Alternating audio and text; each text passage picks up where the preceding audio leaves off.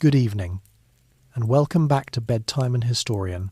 Before we begin, let me ask you a quiet but curious question. How does a name, spoken for centuries, linger so clearly when the person behind it may never have existed at all? The story of Robin Hood begins not with certainty, but with landscape. It begins with trees that were already old when the first tales were whispered, with paths pressed into the earth by feet that left no written trace. Medieval England was a country shaped as much by woodland as by stone. Forests were not merely places of nature, they were systems of control, sources of wealth, and symbols of power. To live near one was to live under a different set of rules, and sometimes under a harsher eye. So, before you get comfortable, take a moment to like the video and subscribe, but only if you genuinely enjoy what I do here. And if you'd like, share your location and your local time in the comments. There's something comforting about knowing where in the world this story is being heard. Now, dim the lights, maybe turn on a fan for that soft background hum, and let's ease into tonight's journey together. In the centuries after the Norman conquest, England was a land carefully measured and tightly governed. Fields were counted, villages recorded, taxes assessed with precision that surprised even those who enforced them. Yet forests remained ambiguous spaces. They were claimed by the crown, regulated by royal law, and watched by officials whose authority extended beyond common custom. Forest law did not exist to protect trees, it existed to protect royal privilege. Deer, boar, and even fallen wood were guarded resources, and the penalties for breaking those rules could be severe. This is the quiet pressure that forms the background of the Robin Hood story. It is not a tale that rises from sudden rebellion or dramatic revolt. It grows instead from long familiarity with restriction. Ordinary people understood where they stood in the social order. They knew which paths were allowed, which tools were permitted, and which acts could bring punishment. Most lived within those limits. Some did not. England at this time was not unified by shared identity in the modern sense. Loyalty was layered. A man owed service to his lord owed allegiance to a higher lord, and all ultimately answered to the king.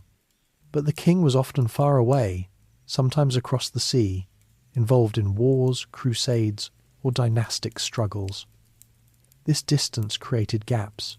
Authority filtered downward unevenly, and where it grew thin, resentment could quietly collect. The figure later called Robin Hood emerges from these conditions, not as a singular historical moment, but as a recurring possibility. A man skilled enough to survive outside village life. A man familiar with the law yet willing to step beyond it. A man whose actions could be framed not simply as criminal, but as corrective, even fair, according to popular judgment. What matters first is not who Robin Hood was, but why such a figure made sense. Medieval listeners did not require proof in the way modern audiences do. They required plausibility within their lived experience. They recognized the imbalance between power and survival. They knew that officials could be harsh, that fines could ruin families, and that justice was not always consistent. In such an environment, the idea of an outlaw who understood the system and bent it felt less like fantasy and more like an adjustment. The forest itself plays a central role. Sherwood, Barnsdale, and other wooded regions named in later ballads were not romantic wildernesses. They were working landscapes, crossed by roads, dotted with clearings, and close to towns.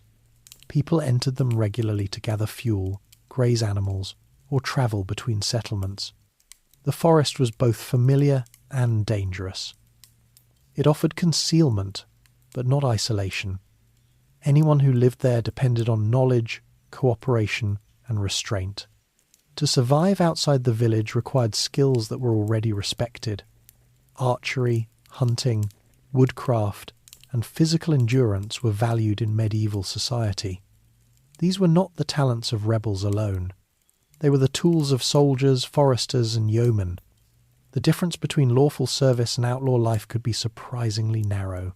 A missed payment, a disputed claim, or a single accusation might push someone beyond the boundary. The name Robin Hood itself does not begin as a person.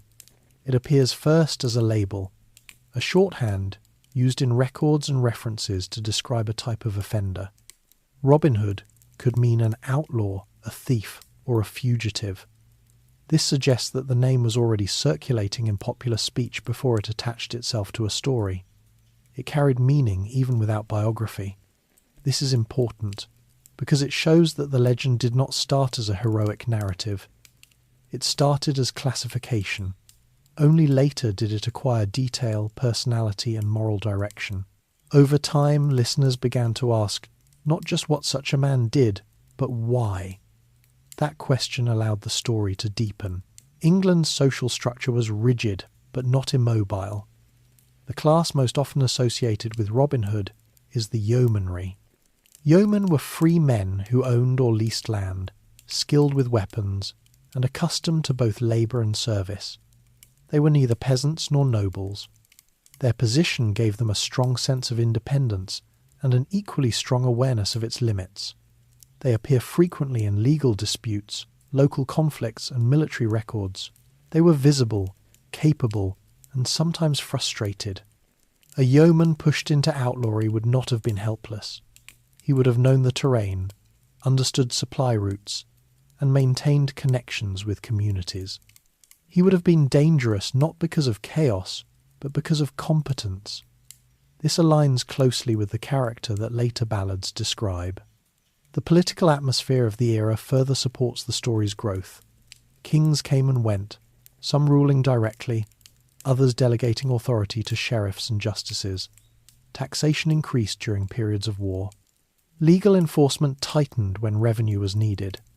These pressures were felt unevenly. When officials abused their power, villagers had little recourse. Appeals were slow, costly, and uncertain. In this context, stories functioned as commentary. They allowed people to express judgment without direct confrontation. A tale about an outlaw who humiliated corrupt officials could travel freely, reshaped at each telling, and shared without fear. The forest became a stage where power was inverted in imagination, even if not in reality. The earliest surviving ballads of Robin Hood are practical rather than lyrical. They focus on encounters, contests, and outcomes.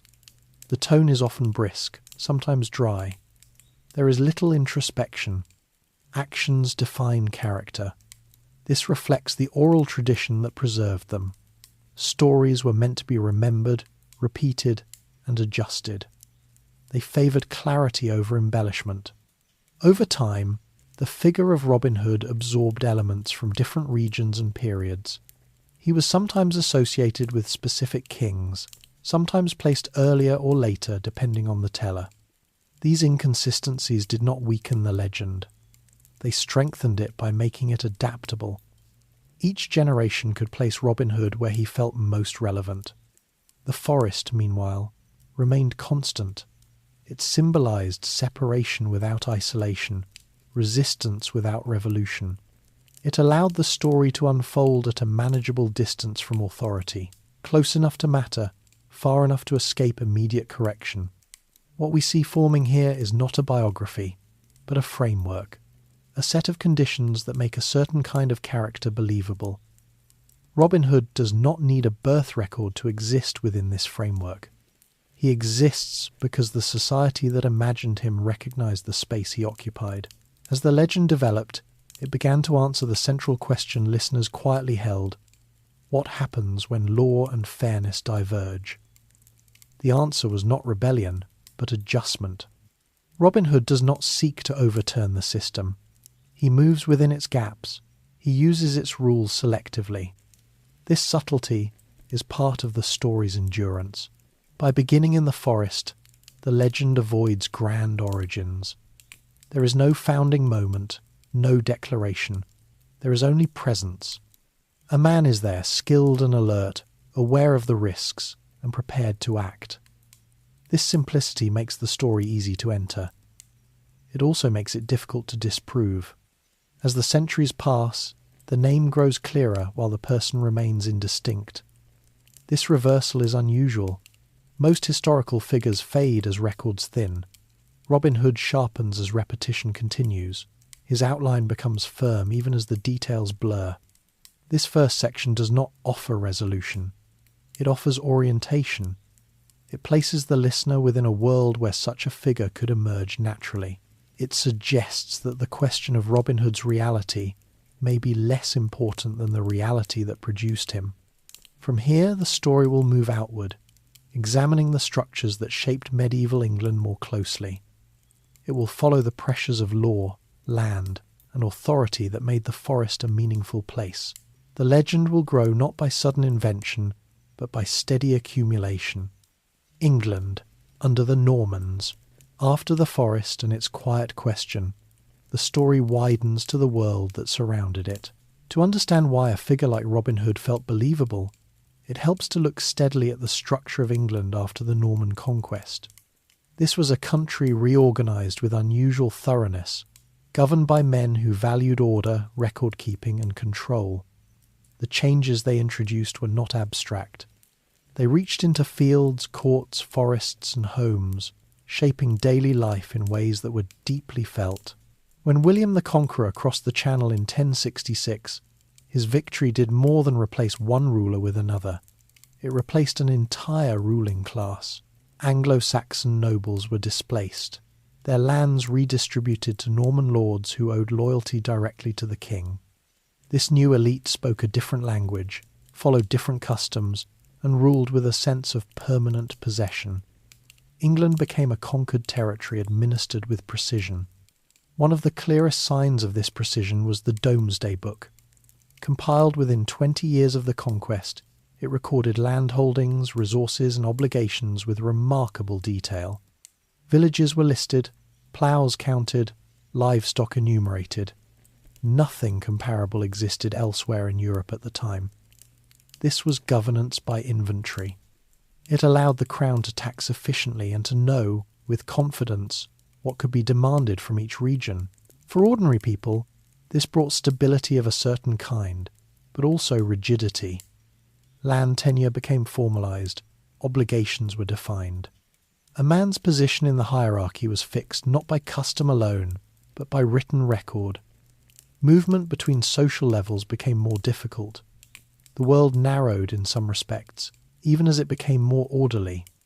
At the top of this system stood the king, but his presence was often indirect. Norman and later Angevin kings ruled England while holding extensive lands in France. Court life moved between territories. Royal attention was divided. This distance mattered. While authority flowed downward clearly on paper, its enforcement depended on local officials who operated with considerable autonomy. Sheriffs became especially important. Appointed by the crown, they were responsible for collecting taxes, maintaining order, and administering justice. Their power was broad and, at times, poorly supervised. A conscientious sheriff could keep peace. An ambitious or corrupt one could exploit his position. Complaints travelled slowly, and appeals required resources most people lacked. The legal system itself was evolving.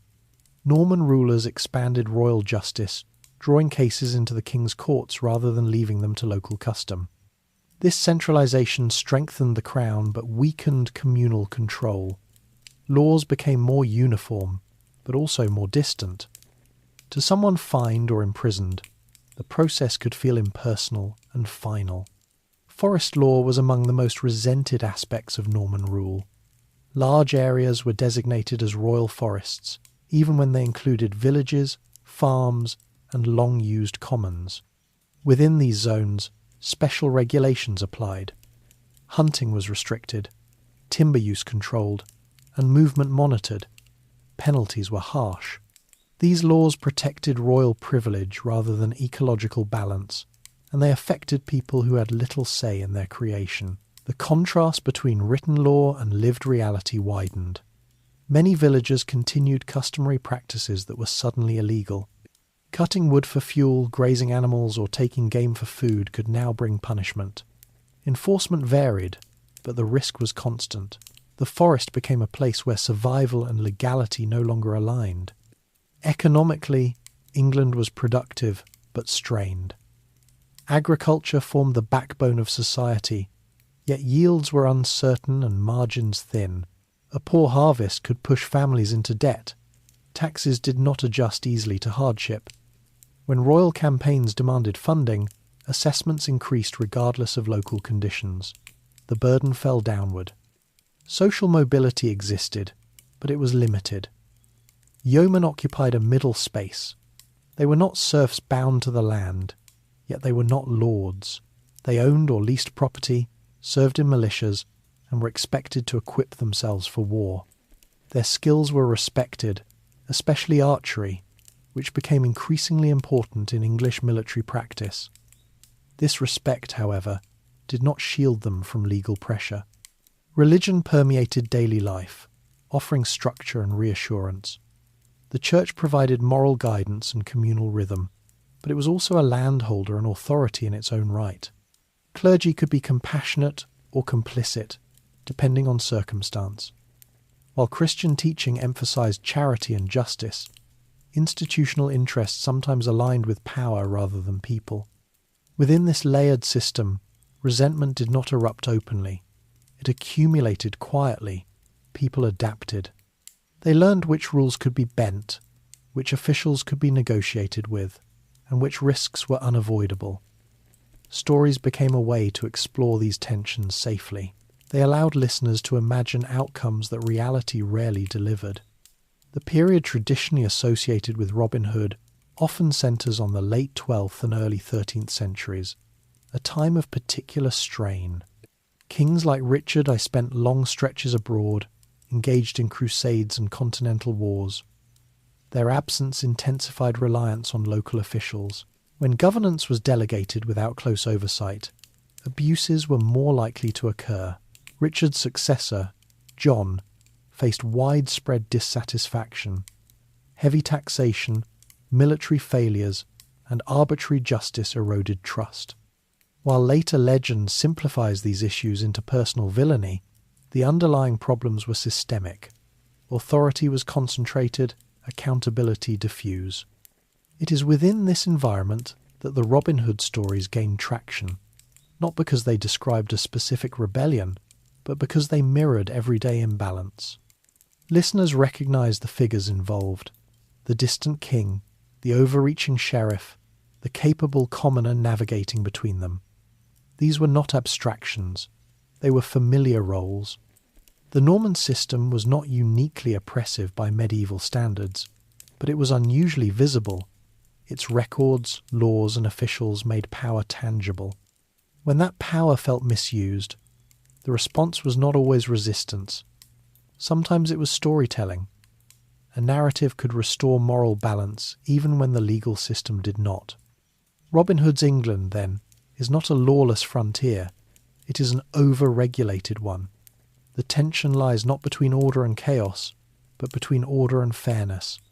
The forest, claimed by the crown, becomes the natural setting for that tension. It sits just outside village life, governed by special rules, watched by officials, yet still accessible.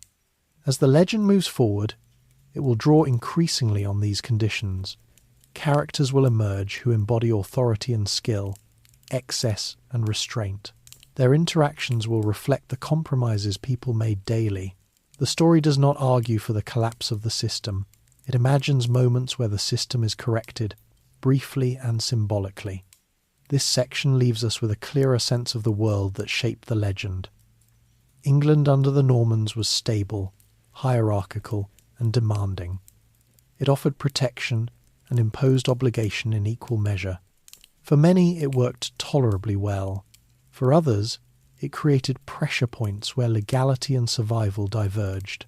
In the next stage of the story, attention will turn more closely to the law itself and to how easily a man could find himself on the wrong side of it.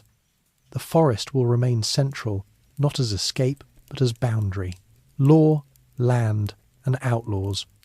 The figure of Robin Hood begins to come into focus when the law itself is examined closely, not as an abstract code, but as a lived experience. Medieval law in England was not a single, unified system. It was layered, local, and often confusing. Customary practice, royal decree, and special jurisdictions overlapped. For most people, the law was something encountered episodically, usually at moments of difficulty. It was not studied, it was endured. At the village level, customary law governed daily disputes. These rules were old, often unwritten, and enforced by neighbours who knew one another well. They covered matters like boundary disagreements, minor theft, or obligations of labour. Resolution relied heavily on reputation and compromise. This form of law felt familiar and, in many cases, fair enough. It reflected shared expectations. Above this stood royal law, administered through courts that increasingly asserted authority over serious offences and property disputes. This law was formal, written, and less flexible. Its procedures were distant, and its language unfamiliar to most. Appearing before such a court could be intimidating. Outcomes depended less on community standing and more on technicalities, fees, and influence. Then there was forest law, which operated almost entirely apart from both. Forest law did not apply everywhere, but where it did, it overrode local custom. Entire regions were designated as royal forest, sometimes regardless of whether they were wooded. Within these areas, the king's rights took precedence. The animals were protected, the land was controlled. The people living there were subject to special restrictions. Breaking forest law did not require malicious intent. A man might take a deer to feed his family, cut timber to repair a roof, or allow livestock to graze as they always had. Under forest law, these acts could be crimes. Penalties ranged from fines to imprisonment, and in earlier periods, even physical punishment. Enforcement depended on foresters and wardens whose authority was resented and whose behaviour varied widely. This system created a particular kind of vulnerability. A person could live within the law for years and then cross its boundary without fully realising it. Once charged, the path back was difficult. Fines accumulated. Warrants were issued. A missed court appearance could escalate matters quickly. What began as a minor offence could lead to outlawry. Outlawry was not merely a description. It was a legal condition. An outlaw was placed outside the protection of the law. He could not bring a case to court. He could not rely on legal remedy. In theory, he could be killed without penalty, though in practice this was rare. More commonly, outlaws lived in a state of constant risk, dependent on concealment and support from others. This is where the story of Robin Hood begins to shift from environment to individual. The earliest mentions of Robin Hood do not describe a hero. They refer to someone who exists beyond legal protection. The name appears as a placeholder, a way of labelling a person who fits a certain pattern. It is less a name than a category. Court records from the 13th century contain references to men called Robin Hood or Robhod, used almost interchangeably with outlaw. These are not consistent individuals. They appear in different counties at different times. What they share is status, not biography. The name signals exclusion from the law. This suggests that Robin Hood did not begin as a single man whose deeds were later remembered. He began as a type of figure that people recognised. Over time, stories began to collect around that figure. Listeners filled in details. They gave him skill, motive, and eventually purpose. The law's rigidity helped shape these stories. Royal justice was designed to assert authority, not to weigh circumstance. Forest law in particular ignored context. Hunger, tradition, or necessity did not excuse violation. This inflexibility created sympathy for those caught in its reach. The idea of an outlaw who understood the law and navigated around it felt plausible. Importantly, the Robin Hood of early tradition does not reject law entirely. He operates with an internal code that mirrors the justice people wished existed. He targets officials rather than neighbours. He avoids unnecessary harm. He restores balance in small, symbolic ways. This distinction matters. It separates him from common criminals and aligns him with popular notions of fairness. The geography of outlaw life also shaped the character. Forests were not sealed off. They were threaded with roads, used by merchants, messengers, and travellers. An outlaw who controlled certain paths could survive by intercepting movement rather than hiding endlessly. This required planning, intelligence, and restraint. Violence was risky. Capture was always possible. Support networks were essential. An outlaw could not live indefinitely without help. Food, information, and shelter came from sympathetic locals or from taking calculated risks. This dependence fostered restraint. A man who harmed indiscriminately would lose support quickly. Stories reflect this reality by emphasizing Robin Hood's selectivity. The legal concept of pardon further complicates the picture. Kings regularly issued pardons to outlaws, especially during times of unrest or military need. A skilled archer or experienced fighter could be valuable. Pardon was a tool of control, allowing the crown to reclaim men it had pushed away. This meant that outlawry was not always permanent. It was a condition that could be reversed. In ballads, this possibility becomes moral narrative. Robin Hood often remains loyal to the idea of kingship even while opposing local officials. He distinguishes between corrupt agents and legitimate authority. This distinction reflects real practice.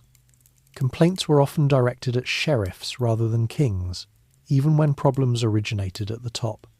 The law, then, is not merely an antagonist in the story. It is the framework within which the character operates.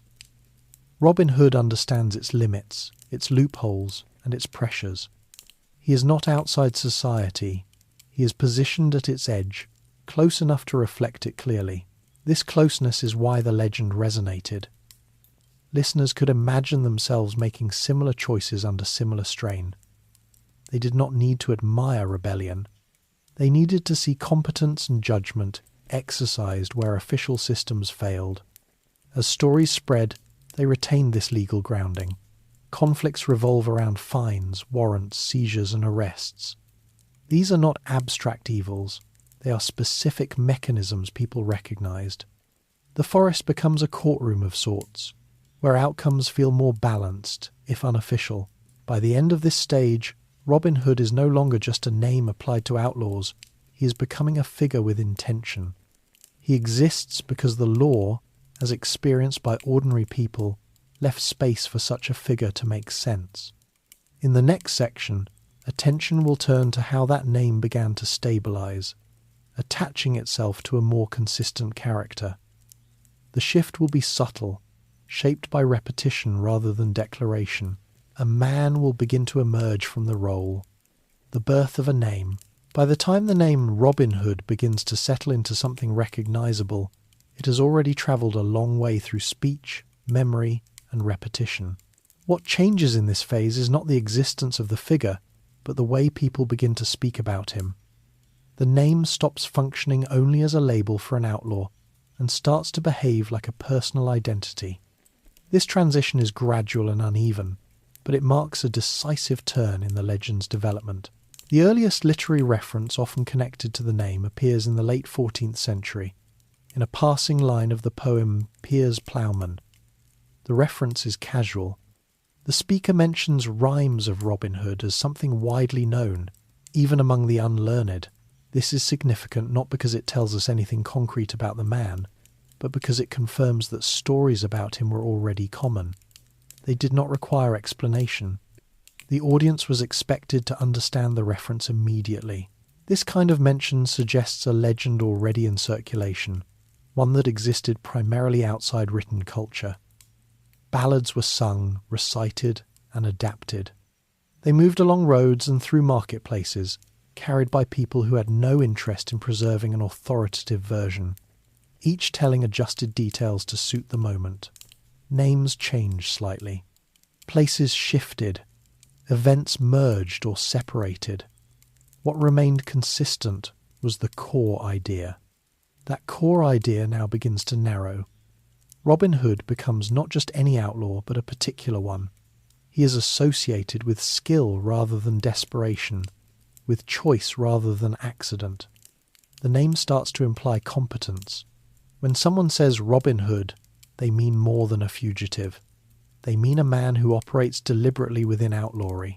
The stabilization of the name is helped by repetition in legal and administrative contexts. Court rolls and local records occasionally use Robin Hood as a descriptive term, but over time, the capital letters appear, signalling a proper noun. This is not uniform, and it is not immediate. Still, it reflects a shift in perception. The name is no longer purely functional, it carries narrative weight. At the same time, ballads begin to coalesce around recurring features. Robin is frequently described as an archer of unusual skill. He is associated with woodland settings, particularly in the north and central regions of England. He interacts with authority figures, often testing them rather than avoiding them entirely. These patterns do not originate from a single source. They emerge because they resonate. Importantly, early versions of the character are not polished. Robin Hood is sometimes rough, occasionally ruthless, and not always generous. He may deceive travellers, strike first, or act impulsively. This roughness reflects the moral complexity of outlaw life. It also reflects the tastes of audiences who valued action and decisiveness over sentiment.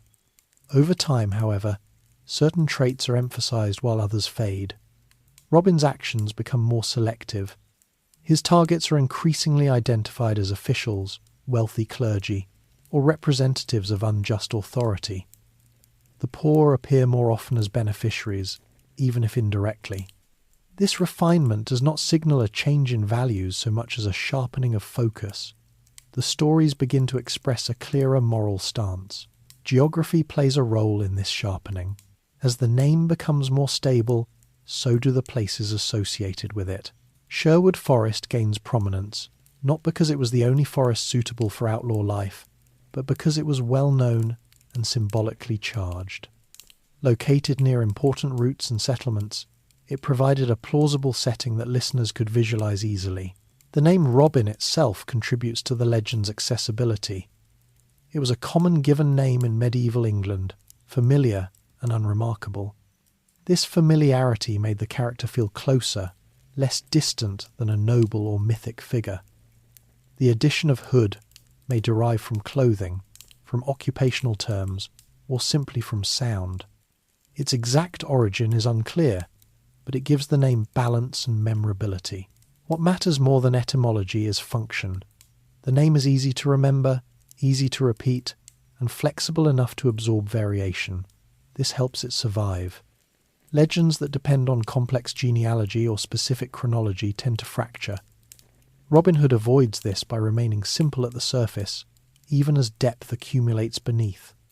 As the name solidifies, the figure begins to attract companions. This process does not happen all at once, and it does not begin with a fixed group. Instead, certain roles appear repeatedly: a strong man, a skilled fighter, a loyal follower. These roles reflect social ideals rather than individual histories. They give the story texture without anchoring it too firmly to one version. The shift from label to character also changes how the lore interacts with the story. Robin Hood is no longer merely pursued, he is engaged. Officials attempt to outwit him. They disguise themselves. They set traps. This escalation reflects the character's growing prominence. He is no longer a background risk. He is a recognized presence. This recognition brings both danger and opportunity.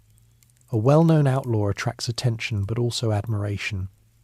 The stories acknowledge this tension. Robin must move carefully.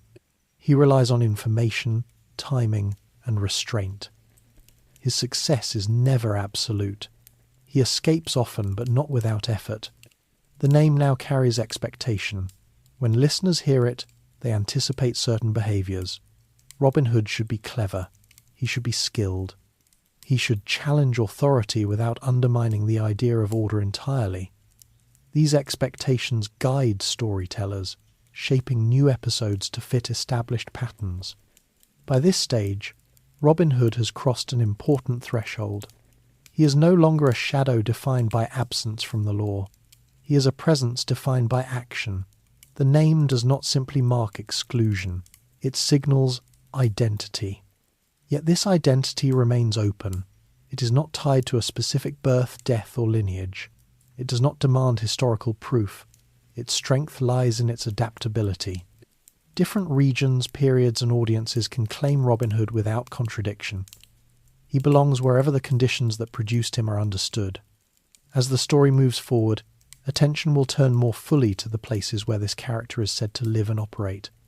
The forests will become more detailed, not as abstractions, but as working environments.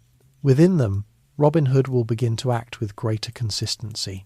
For now, the name stands at the centre of the legend, newly formed but already familiar. It carries with it the weight of law, the texture of lived experience, and the promise of a figure who understands both. Sherwood and Barnsdale. As the name of Robin Hood becomes more settled, the places associated with him also grow clearer. Forests move from background setting to active environment, shaping what the character can plausibly do and how the story unfolds. Sherwood and Barnsdale are not interchangeable symbols. They are specific landscapes with distinct qualities, and their inclusion reflects careful attention to how people in medieval England understood space, movement, and survival. Sherwood Forest lay close to important towns and roads in the Midlands. It was not an untouched wilderness. It was crossed by paths used for trade, pilgrimage, and local travel. Its edges were porous, blending into farmland and villages. This made it an ideal setting for an outlaw who relied on contact rather than isolation. A man living there could observe traffic, gather information, and intervene selectively. He could disappear when necessary, but he was never entirely removed from society. Barnsdale, often identified with areas further north, carried a slightly different character. It was associated with older woodland, less regulated in some periods, and more loosely connected to central authority. Its inclusion in early ballads suggests regional variation in the legend. Different audiences placed Robin Hood where the forest felt most familiar to them. This flexibility allowed the story to travel without losing coherence. What unites these places is function. The forest is not an escape from the world, it is a boundary zone. It sits between cultivated land and royal authority, between village life and official oversight. For someone living outside the law, this boundary offers opportunity. It allows observation without exposure, movement without registration. Life in such a space required discipline. Food had to be obtained regularly. Shelter needed maintenance. Firewood, clothing, and tools could not be taken casually without drawing attention. An outlaw survived not by constant motion, but by careful routine. This practical reality shapes the Robin Hood stories. He is patient, he plans, he waits. The forest also imposes limits. It cannot support unlimited numbers. Groups must remain small and coordinated. This encourages the development of a tight-knit band rather than a mass following. Loyalty becomes essential. Trust is tested daily. The stories reflect this by emphasizing companionship and shared purpose rather than numbers. Forests were also legally complex spaces. Sherwood, in particular, was subject to forest law. Officials patrolled it. Boundaries were marked. Certain activities were monitored. This constant oversight created tension. An outlaw operating there needed to understand patrol patterns, local alliances, and seasonal changes. Winter reduced cover. Summer increased movement. Every choice carried risk. The Robin Hood of the stories navigates these constraints with familiarity. He knows when to act and when to withdraw. He understands that visibility can be as dangerous as absence. This knowledge does not appear suddenly. It is presented as accumulated experience. He belongs to the forest because he has learnt it over time. The presence of settlements near the forest edge matters as well. Villages provided information, supplies, and occasional refuge. Relationships between forest dwellers and villagers were complex. Fear coexisted with sympathy. An outlaw who protected locals from excessive taxation or harassment might be tolerated. One who disrupted daily life would not. The stories suggest that Robin Hood maintains this balance. He does not terrorize nearby communities. He interacts with them cautiously. This restraint reinforces his role as corrective rather than disruptive. He is not portrayed as someone seeking to replace authority, but as someone acting when authority overreaches. The physical features of the forest shape narrative episodes. Clearings become meeting places, narrow paths allow ambush, rivers mark boundaries. These details ground the story in recognizable geography. Listeners who knew such landscapes could imagine events unfolding realistically. This realism contributes to the legend's credibility. Seasonal rhythms also influence the story. Medieval life was governed by the agricultural calendar. Movement increased during certain months. Royal courts travelled seasonally. Taxes were collected at specific times. The forest responded to these rhythms. Leaves provided cover in summer. Winter exposed movement. Robin Hood's actions align with these cycles, even when not stated explicitly. The forest is also a social space. It is used by charcoal burners, woodcutters, herders and travellers. These figures appear occasionally in ballads, not as central characters, but as part of the environment. Their presence reminds the listener that the forest is not empty. It is inhabited and worked. This inhabited quality allows the legend to remain grounded. Robin Hood is not alone against the world. He operates within a network of human activity. His success depends on understanding how people move through the forest and why. This understanding makes his actions feel plausible rather than miraculous. Over time, Sherwood becomes more than a setting. It becomes a shorthand for the legend itself. Saying that Robin Hood lives in Sherwood signals a particular type of story. It promises encounters with authority, tests of skill, and moral judgment enacted through action rather than speech. Barnsdale, meanwhile, preserves the story's earlier, rougher edges. Ballads set there often emphasise contest and endurance. The forest is larger, less controlled, and more demanding. Robin's competence stands out against this backdrop. He is not simply evading officials. He is mastering a difficult environment. The coexistence of these two forests within the legend reflects its layered development. Different regions contributed different emphases. Rather than choosing one and discarding the other, the tradition absorbed both. This inclusiveness allowed the story to grow without contradiction. As the legend continues, the forest will remain central, but its role will shift. It will become the stage for more structured interactions, involving recognizable officials and recurring companions. The environment remains constant, but the narrative complexity increases. At this point, Robin Hood is firmly situated. He has a name, a status, and a place. He is no longer an abstract idea. He occupies specific ground. That ground shapes him as much as he shapes it. The next stage will focus more closely on the kind of man who thrives in such a space. Skill, training, and social position will come into view. The forest will remain, but attention will turn inward, toward the qualities that allow Robin Hood to endure there.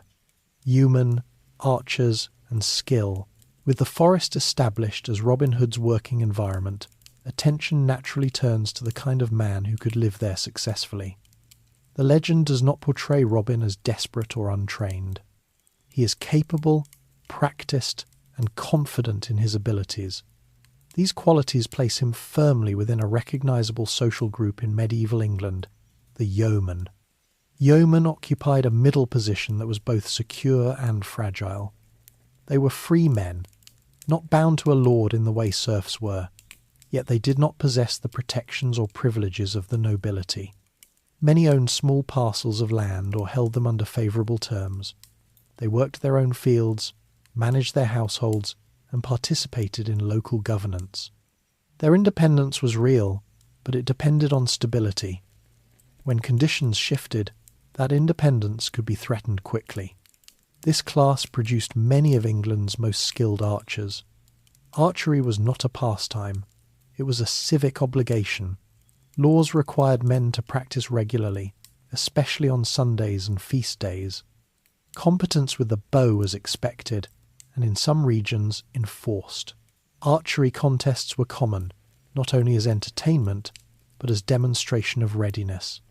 Skill was measured, observed, and remembered. The English longbow demanded strength, patience, and consistent training. Drawing it required physical conditioning developed over years. Accuracy came from repetition rather than instruction. A man who could shoot well had invested time and discipline long before he ever faced danger. The stories of Robin Hood assume this background. His skill is not accidental. It is the product of habit. This detail matters because it grounds the character in everyday life. Robin Hood does not learn archery in the forest. He brings it with him. This suggests a life lived within society before outlawry. He has participated in communal expectations. He has trained because the law required it and because the culture valued it. When he later uses this skill against officials, he is turning sanctioned ability toward unsanctioned ends. Yeomen were also expected to serve militarily when called. They provided their own equipment and travelled under local leadership. Campaigns could be costly. Absence from home meant lost labour. Injuries could be permanent.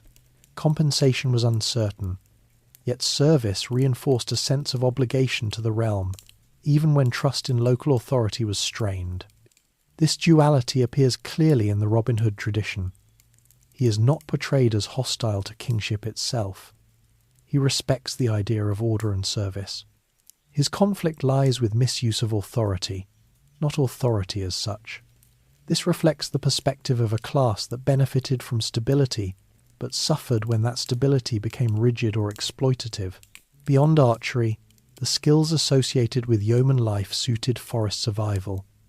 Woodcraft, tracking, and hunting were practical abilities, not romantic ones. Knowing how to move quietly, recognize signs of recent activity, and judge distance accurately were matters of daily use. These skills did not vanish when a man crossed into outlawry. They became essential. The legend emphasizes contests of skill rather than brute force. Robin Hood is tested by strangers who meet him on the road or in the forest. These tests often take the form of archery matches, wrestling bouts, or feats of endurance. Victory establishes respect. Defeat does not necessarily lead to death. Instead, it leads to incorporation. This pattern reflects a social logic where competence earns place. Such episodes also reinforce the idea that Robin Hood's authority within his band derives from ability rather than birth. Leadership is earned through demonstrated skill and judgment. This mirrors yeoman values, which prize self-reliance and practical competence. Noble lineage carries little weight in these encounters. The focus on skill also tempers violence. Archery is precise. It rewards restraint and timing. A skilled archer chooses when to release, when to wait, and when not to shoot at all. This aligns with the legend's moral tone. Robin Hood is effective because he does not act impulsively. He observes, assesses, and then acts. This emphasis distinguishes him from bandits driven by necessity or anger. He does not lash out randomly. He targets specific individuals or moments. His actions feel controlled rather than chaotic. This control reassures the listener. It suggests that power, when exercised carefully, can correct imbalance without unravelling order. Yeoman culture also valued fellowship. Mutual aid was essential. Neighbours relied on one another for harvest, defence, and dispute resolution. Trust was built through shared labour and reputation. When Robin Hood gathers companions, this ethos carries over. Loyalty is practical before it is sentimental. A man is trusted because he proves reliable. The forest band functions much like a small community. Roles emerge, responsibilities are shared, decisions are made collectively, even when leadership is clear. This organisation reflects familiarity with communal life. It is not invented anew, it is adapted. Importantly, the skills that define Robin Hood do not make him extraordinary in isolation. They make him exemplary within a known group. Many men could shoot well. Fewer could combine skill with judgment, restraint, and local knowledge. The legend elevates Robin by concentrating these qualities in one figure. As the stories continue, these skills will be tested against authority more directly. Officials will attempt to capture or outwit him. Disguises will be used, traps will be set.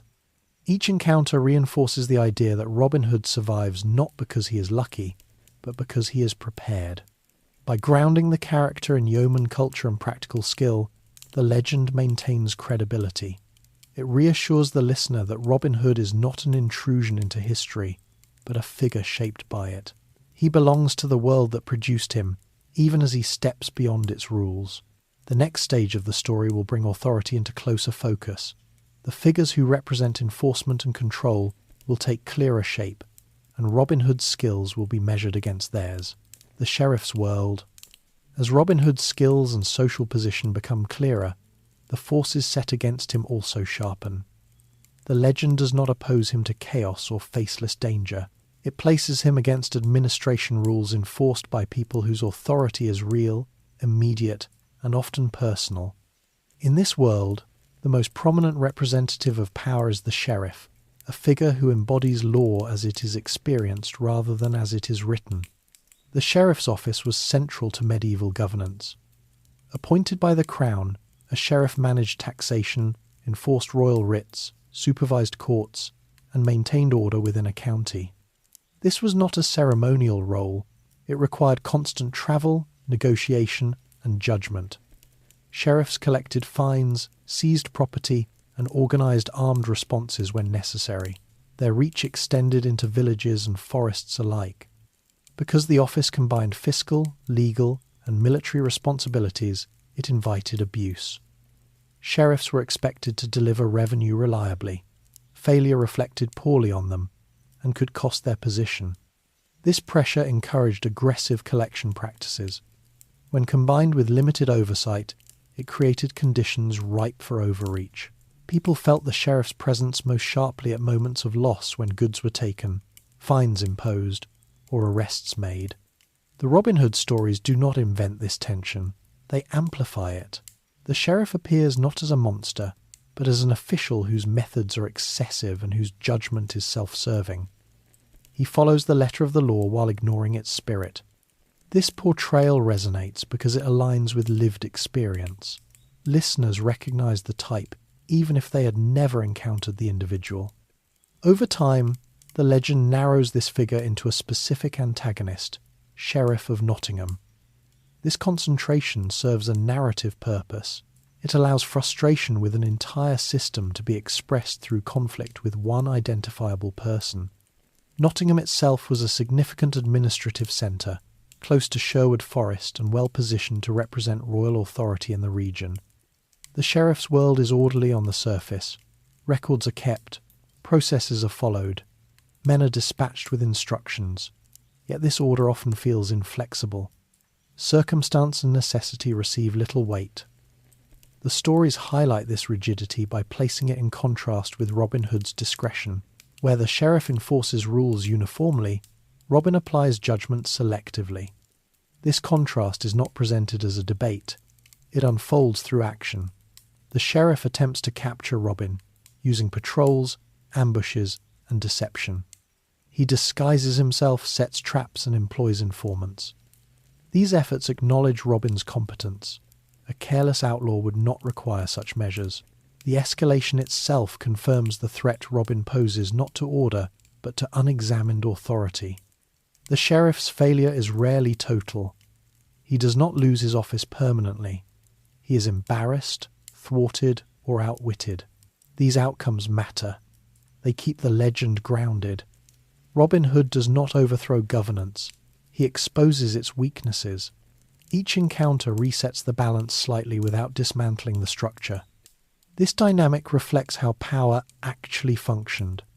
Officials could be resisted locally without collapsing the system.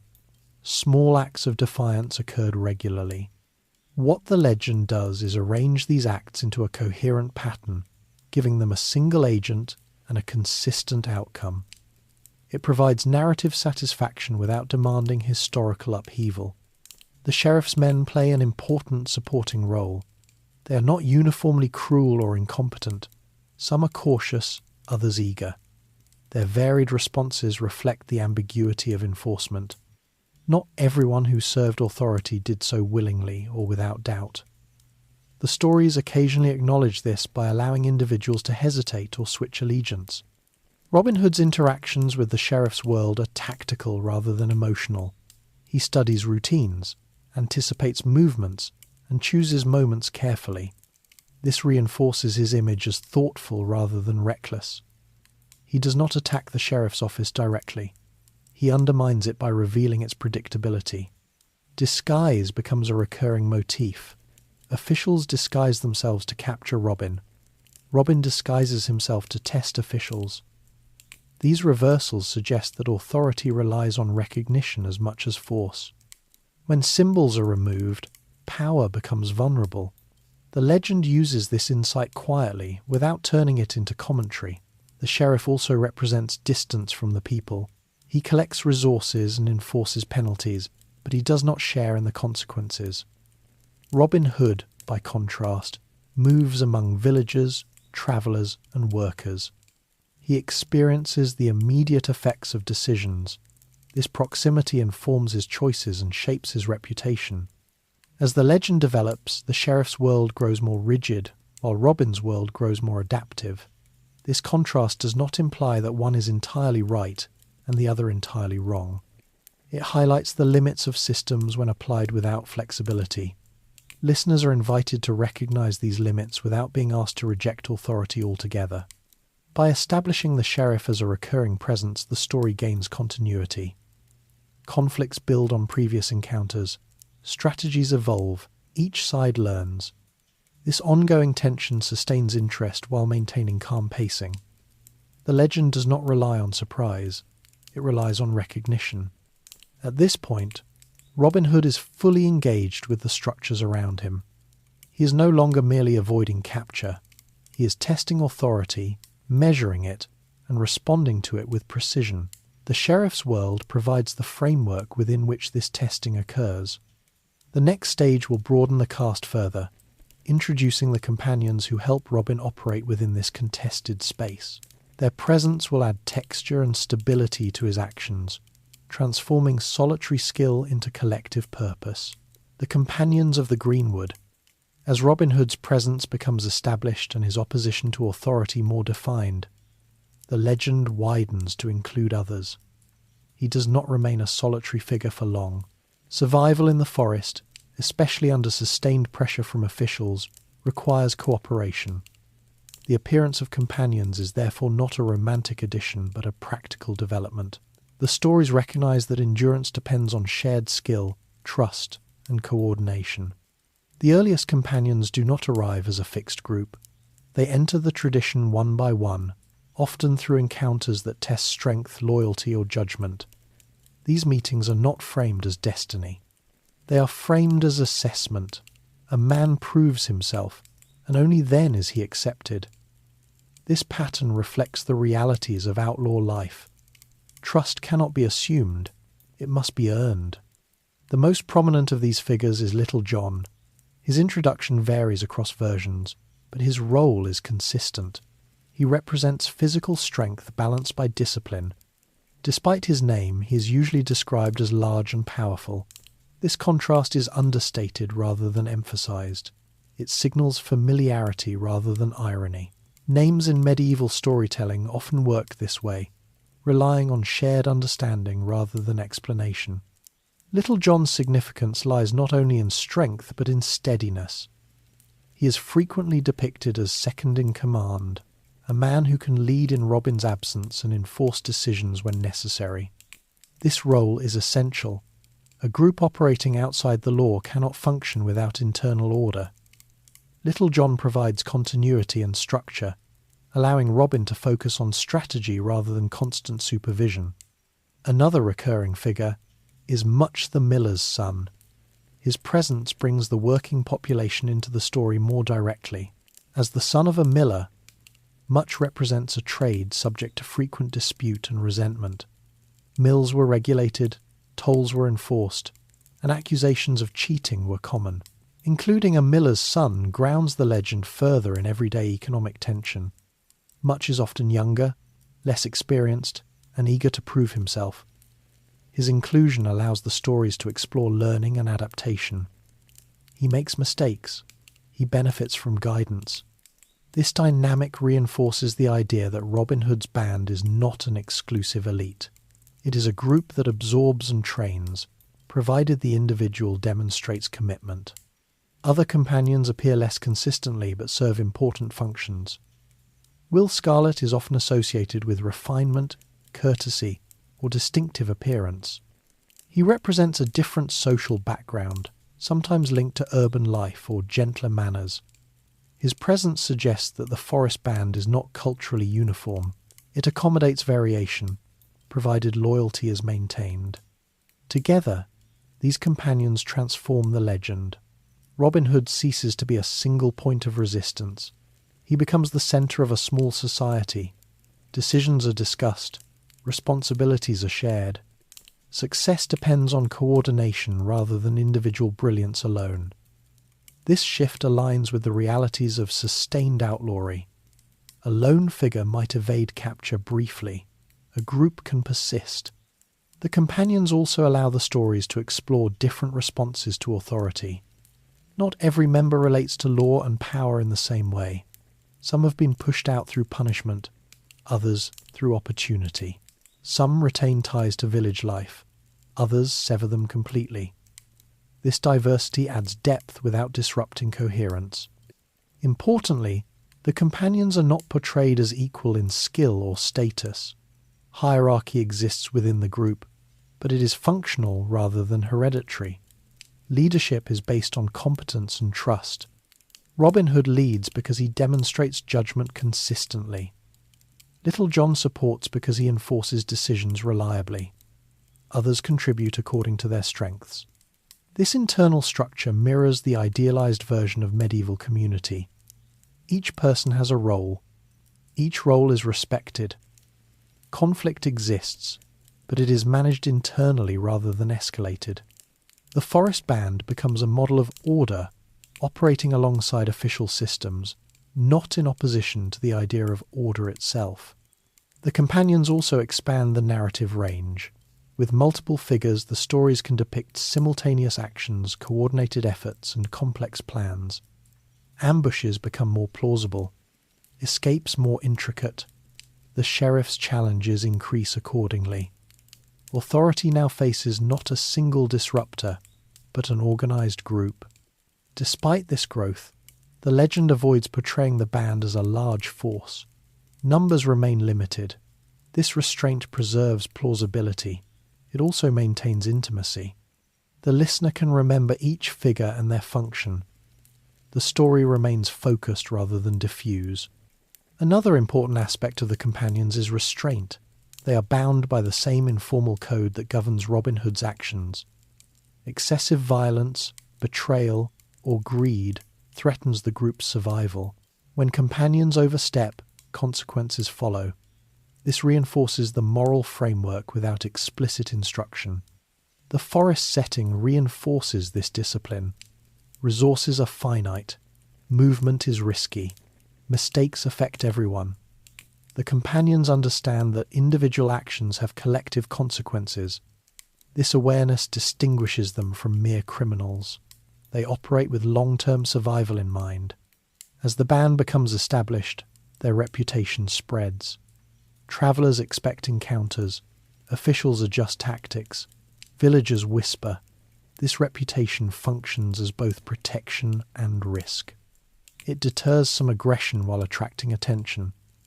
Managing this balance becomes part of Robin Hood's leadership. The companions contribute to this management by embodying consistency. Encounters follow recognizable patterns. The band's behavior becomes predictable enough to be trusted by sympathizers. This trust is crucial. Without it, information dries up and support collapses. The legend does not present the companions as idealized heroes. They are practical men responding to circumstance. Their loyalty is not abstract. It is reinforced through shared risk and shared benefit. This grounded portrayal enhances the story's credibility. As time passes within the legend, the companion's presence allows Robin Hood to engage more directly with authority. Plans grow bolder. Encounters become more public. The band can challenge officials without immediate dissolution. This escalation does not feel abrupt because it rests on organizational growth. At this stage, Robin Hood is no longer simply reacting to pressure. He is shaping events. His companions enable this shift. They provide stability, reach, and continuity. The legend acknowledges that leadership without support is fragile. The forest band also reflects broader social desires. It imagines a community where ability matters more than rank, where fairness guides action, and where authority is accountable. These ideals are expressed quietly through structure rather than speech. As the story continues, this group will interact with broader concepts of justice, charity, and legitimacy. The presence of companions makes those interactions richer and more complex. Individual choice becomes collective consequence. For now, the Greenwood is no longer the domain of one man. It is inhabited by a small society, bound together by skill, necessity, and shared understanding. Robin Hood stands at its centre, not as a ruler, but as a coordinator of effort. The next section will turn more directly to the values that guide this group, exploring how ideas of justice and mercy shape their actions and sustain their reputation. Justice, mercy, and custom. With the band established and the forest functioning as a shared space of action, the legend turns toward the principles that guide Robin Hood and his companions. These principles are not stated as doctrine. They are demonstrated through choices. The stories consistently return to questions of justice and mercy, not as abstract ideals, but as habits shaped by custom and necessity. Medieval justice was uneven by design. The law recognized rank, privilege, and obligation differently depending on who stood before it. A noble could negotiate penalties. A yeoman might pay heavily for the same offence. A poor labourer could lose freedom altogether. This disparity was not hidden. It was understood and largely accepted, though not always quietly. Custom acted as a counterweight to written law.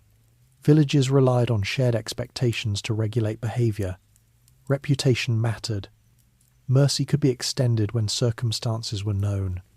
This local justice was flexible but limited. When disputes moved beyond the village, custom often lost influence. Royal courts did not easily account for context.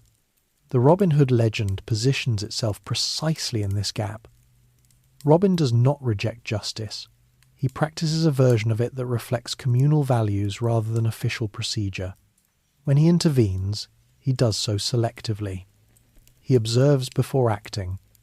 He distinguishes between those who exploit authority and those who simply occupy it. This selectivity is essential. It prevents the legend from becoming indiscriminate. Robin Hood does not rob at random. He targets officials, wealthy travellers, and representatives of institutions perceived as overbearing. This pattern reassures the listener that harm is limited and purposeful. Mercy appears alongside justice as a stabilizing force. Defeated opponents are often spared. Humiliation replaces punishment. Loss is temporary rather than permanent. This restraint serves multiple purposes. It reduces retaliation. It preserves reputation. It reinforces the idea that Robin Hood's aim is correction, not destruction. These choices mirror medieval moral teaching, which emphasized balance. Excessive punishment was discouraged, not because wrongdoing was excused, but because social harmony depended on proportion. The legend reflects this ethos by avoiding extremes. Robin Hood's actions restore equilibrium rather than overturning hierarchy. Custom also governs behaviour within the band. Rules exist, though they are rarely enumerated. Loyalty is expected. Betrayal is punished. Greed is discouraged. Decisions are made with awareness of collective consequence. These customs are not enforced by threat alone. They are reinforced by shared interest. The stories often depict moments where mercy is tested. A traveller pleads hardship. A captive demonstrates humility. In these moments, Robin Hood listens. He adjusts. This listening distinguishes him from officials who enforce penalties mechanically. It presents him as attentive to circumstance. Importantly, mercy is not unlimited. Repeated exploitation or deception meets firmer response. This boundary maintains credibility. It suggests that mercy functions within a framework of accountability. Without such limits, the band could not survive. Justice in the legend is also procedural. Robin Hood often stages encounters to reveal character. Disguises are used, tests are set. Outcomes depend on behaviour rather than status. A proud official may be humbled. A courteous traveller may pass unharmed. These procedures echo village practices where character was assessed through interaction. This approach reflects skepticism toward written authority. Documents can be forged, titles can be abused. Behaviour, by contrast, reveals intent. The legend privileges what can be observed directly. This preference aligns with oral culture, which relies on memory and witness rather than record. The forest setting enhances this procedural justice. Away from courts and officials, interactions unfold without intermediaries. Outcomes feel immediate and personal. Responsibility cannot be deferred to distant institutions. Each decision carries visible consequence. The band's reputation depends on consistency. Stories circulate quickly. If Robin Hood were arbitrary, support would erode. The legend understands this implicitly. It presents a figure who adheres to recognizable standards. These standards become part of the story's identity. Justice and mercy also shape how authority responds. Officials attempt to exploit mercy by feigning humility. Robin Hood adapts by testing sincerity. This ongoing adjustment adds depth without drama. It reflects the real negotiation between power and resistance. As the legend matures, these principles become more pronounced. Early roughness gives way to steadier judgment. This evolution does not erase earlier elements. It refines them. The character grows not through introspection, but through repeated application of custom. By embedding justice and mercy in action rather than speech, the legend remains calm and accessible. It avoids moralizing. Listeners are invited to observe and infer, rather than to agree explicitly. This subtlety suits a bedtime history tone. At this point, Robin Hood's role is clear. He is not a lawgiver. He is a mediator between rigid systems and human circumstance. His authority derives from alignment with shared values, rather than from force or title. The next section will widen the scope further, examining how kingship and distance from power influence the legend. The relationship between Robin Hood and royal authority will come into sharper focus, revealing how absence at the top shapes action at the margins. Kings, absence, and rumour. As the legend of Robin Hood continues to expand, it inevitably turns toward the highest level of authority in medieval England, the king. Yet the king, in these stories, is rarely present in a direct or sustained way. Instead, he exists at a distance, shaped by rumour, expectation, and assumption. This absence is not accidental. It reflects the lived reality of kingship during much of the period most closely associated with the Robin Hood tradition, and it helps explain why local authority figures occupy so much space in the narrative. Medieval kingship was powerful in theory but uneven in practice. The king was the source of law, the ultimate judge, and the symbolic centre of the realm. His name carried weight, his seal commanded obedience, and his presence could resolve disputes instantly. At the same time, his physical presence was limited. Kings travelled constantly, governed multiple territories, and spent long periods away from England altogether. For ordinary people, the king was known more through proclamations and taxes than through sight. This distance created a particular kind of political atmosphere. Loyalty to the crown could coexist with deep dissatisfaction toward its representatives. When hardship arose, it was often easier and safer to blame local officials than to criticise the king himself. The Robin Hood legend reflects this instinct carefully. Robin opposes sheriffs, abbots, and corrupt administrators, but he rarely challenges kingship as an institution. In many versions of the tradition, the king is portrayed as fundamentally just. if temporarily misinformed. His absence allows corruption to flourish, but his eventual awareness promises correction. This framing serves several purposes. It preserves respect for authority, aligns with medieval political theology, and offers emotional resolution without endorsing rebellion. The reign of Richard I is often loosely associated with the Robin Hood stories, though not consistently or accurately. Richard spent very little time in England, devoting most of his reign to crusade and continental warfare. His absence was keenly felt. Taxes rose to fund campaigns. Administration fell to deputies whose priorities were fiscal rather than pastoral. While later tradition idealized Richard as a heroic king, contemporary experience of his rule was mixed.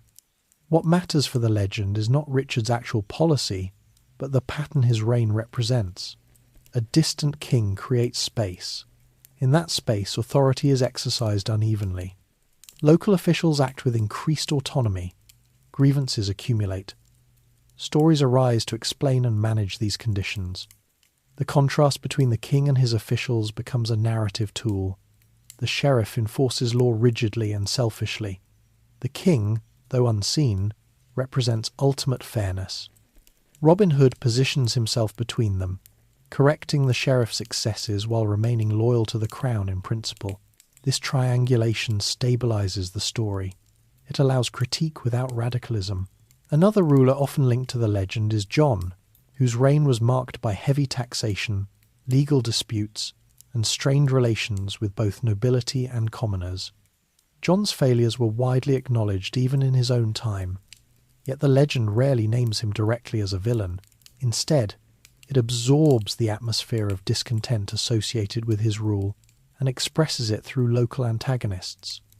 This avoidance is telling. Folk tradition tends to personalize conflict at a manageable scale. A distant king is too abstract to confront directly.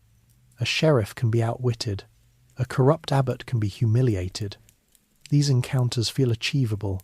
They offer narrative closure without destabilizing the social order. Rumour plays a crucial role here. In a world without rapid communication, information travelled slowly and unevenly. News of royal decisions might arrive months late, distorted by repetition. This uncertainty allowed imagination to fill gaps. People speculated about the king's intentions, his knowledge, and his judgment. The legend of Robin Hood operates within this speculative space. Stories often suggest that if the king only knew what was happening locally, he would intervene. This belief sustains loyalty even amid hardship. It also frames Robin Hood's actions as temporary measures rather than permanent solutions. He acts until proper authority can be restored. The idea of disguise appears frequently in stories involving kingship. The king may travel incognito, observing his realm firsthand. This motif reflects both hope and anxiety. It suggests that justice depends on visibility, that authority must see in order to act fairly. It also acknowledges that such visibility is rare. When the king does appear in the legend, his presence is corrective rather than punitive. He listens, he judges, he restores order. Robin Hood may submit, receive pardon, or even enter royal service. These outcomes reaffirm the legitimacy of kingship, while allowing the outlaw's actions to be understood as necessary but provisional. This relationship between Robin Hood and the king is not static. It evolves as the legend develops. Early ballads are less concerned with royal reconciliation. They focus more on immediate encounters and practical outcomes. Later versions incorporate kingship more explicitly, reflecting changing political sensibilities and literary tastes. The increasing prominence of the king in later retellings aligns with broader shifts in English governance. As royal authority became more centralized and symbolic, stories adapted to reflect that structure. The king became less distant in imagination, even if not in reality. Yet even in these later versions, the king's role remains limited. He does not dismantle the system that produced injustice. He corrects individual abuses. This restraint preserves narrative balance. It avoids suggesting that all problems can be solved from the top, while still affirming the value of hierarchy. The legend's handling of kingship also reflects caution. Open criticism of rulers was dangerous. By framing problems as local failures rather than systemic ones, stories could circulate freely. They offered relief without inviting repression. This practicality contributed to their survival. Robin Hood's loyalty to the crown, whether explicit or implied, reinforces his moral position. He is not seeking power for himself. He is not founding an alternative regime. He is maintaining a moral standard during a lapse in oversight. This distinction keeps him within acceptable bounds of medieval political thought. Absence, then, is as important as presence. The king's distance creates the conditions for Robin Hood's activity. It also shapes the limits of that activity. Robin acts because the king is not there, and he stops or changes when the king returns. This dynamic mirrors broader human experience. People often adapt locally when distant systems fail. They improvise solutions, guided by shared values, while still acknowledging larger structures. The Robin Hood legend captures this behaviour quietly and effectively. Rumour amplifies this process. Stories about the king's intentions circulate alongside stories about the outlaw. Each influences the other. The king's imagined justice enhances Robin's legitimacy. Robin's actions reinforce belief in the king's eventual correction. Together, they form a feedback loop that sustains social cohesion. At this stage in the legend, Robin Hood stands firmly between two worlds. He is shaped by law, but not bound by it. He respects kingship, but challenges its agents. His actions are framed as necessary responses to absence, rather than defiance of authority. By the time Robin Hood's relationship with authority, justice, and kingship has taken recognisable shape, another force becomes central to his survival: memory. Not individual memory alone, but collective memory carried through speech, repetition, and performance. The legend endures not because it is written carefully from the beginning, but because it is told often. Ballads and oral tradition are the mechanisms that allow Robin Hood to move through time without losing relevance. In medieval England, literacy was limited. Most people encountered stories through listening rather than reading.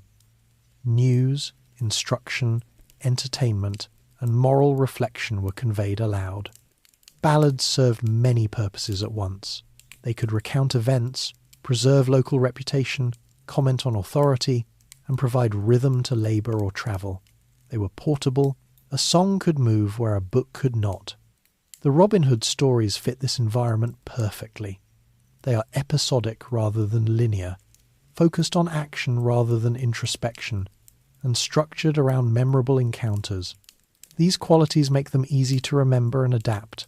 A performer could shorten or lengthen a tale depending on the audience. Details could be adjusted to suit local concerns. The core would remain intact. Oral memory is selective. It preserves what resonates and discards what does not. Over generations, this process refined the legend. Episodes that reinforced shared values survived. Those that felt confusing or irrelevant faded. This natural editing produced a character who felt consistent even as details shifted. One of the most important surviving written collections of these oral traditions is A Jest of Robin Hood. Though recorded in writing in the late 15th century, it reflects much older material. Its structure is loose, consisting of interconnected episodes rather than a continuous biography. This format mirrors oral performance. Each section can stand alone while contributing to a broader impression. The Jest presents a Robin Hood who is already fully formed. He has companions, a moral code, and a reputation that precedes him. This suggests that by the time the stories were written down, the character had long since stabilised in popular imagination. Writing did not create Robin Hood. It captured him midstream. Other ballads survive in fragments or later adaptations. Some emphasise conflict with officials. Others focus on contests of skill. Some explore encounters with clergy. This variety reflects the flexibility of oral tradition. Storytellers selected material that suited their audience's interests and concerns. The legend functioned as a shared framework rather than a fixed script. Oral transmission also explains contradictions within the tradition. Robin Hood's social status varies. Sometimes he is a yeoman, sometimes a dispossessed noble. His temperament shifts from rough to restrained. These inconsistencies are not flaws, they are signs of adaptation. Different communities emphasize different aspects of the story. Memory in this context is not passive storage, it is active interpretation. Each retelling reaffirms certain values while downplaying others. Over time, this process aligns the legend with prevailing attitudes. When resentment toward taxation rises, stories highlight unjust officials. When concern for social order intensifies, stories emphasize loyalty to the king. Performance conditions further shape content. Ballads were sung in public spaces, markets, inns, festivals. Performers needed to hold attention. Clear stakes, recognizable roles, and satisfying outcomes mattered. Subtlety existed, but clarity came first. This requirement influenced narrative style. Robin Hood's actions are visible and decisive. Motives are implied rather than analysed. Repetition reinforces familiarity. Listeners who already knew parts of the story could anticipate outcomes. This anticipation created comfort. In a world of uncertainty, familiar narratives offered stability. Robin Hood's consistent behaviour reassured audiences that some things remained predictable even when daily life was not. Oral tradition also democratised the legend. Unlike courtly literature, which catered to elite audiences, ballads belonged to everyone. They crossed social boundaries. A peasant and a merchant could share the same story. This shared cultural reference fostered a sense of collective identity. The absence of a definitive version allowed the legend to remain relevant. As political conditions changed, storytellers adjusted emphasis. During periods of strong central authority, Robin Hood's loyalty to the king was highlighted. During times of local abuse, his resistance took centre stage. The core character absorbed these shifts without losing coherence. Memory also filtered historical detail. Precise dates and names mattered less than patterns. Listeners remembered what Robin Hood did, not exactly when or where. This abstraction freed the legend from specific historical constraints. It could be placed loosely in the past, associated with familiar rulers without requiring accuracy. The gradual move from oral to written form did not end this flexibility. Early printed editions often differed from one another. Printers adjusted language and content to suit readership. The legend continued to evolve, even as it became more widely accessible. Written preservation, however, did introduce a new kind of stability. Once ballads were printed, certain versions gained prominence. This influenced later retellings, including plays and prose adaptations. Yet even these did not fully fix the story. Performance and memory continued to shape reception. The endurance of the Robin Hood legend owes much to this interplay between memory and material form. Oral tradition kept it alive and adaptable. Writing extended its reach and lifespan. Neither alone would have sufficed. Through ballads, Robin Hood becomes a figure people feel they know. He behaves predictably. He responds to injustice in recognizable ways. This familiarity allows the legend to function as commentary without instruction. Listeners draw conclusions without being told what to think. As time passes, the legend accumulates layers. Early roughness gives way to refinement. New characters enter. Old episodes are reinterpreted.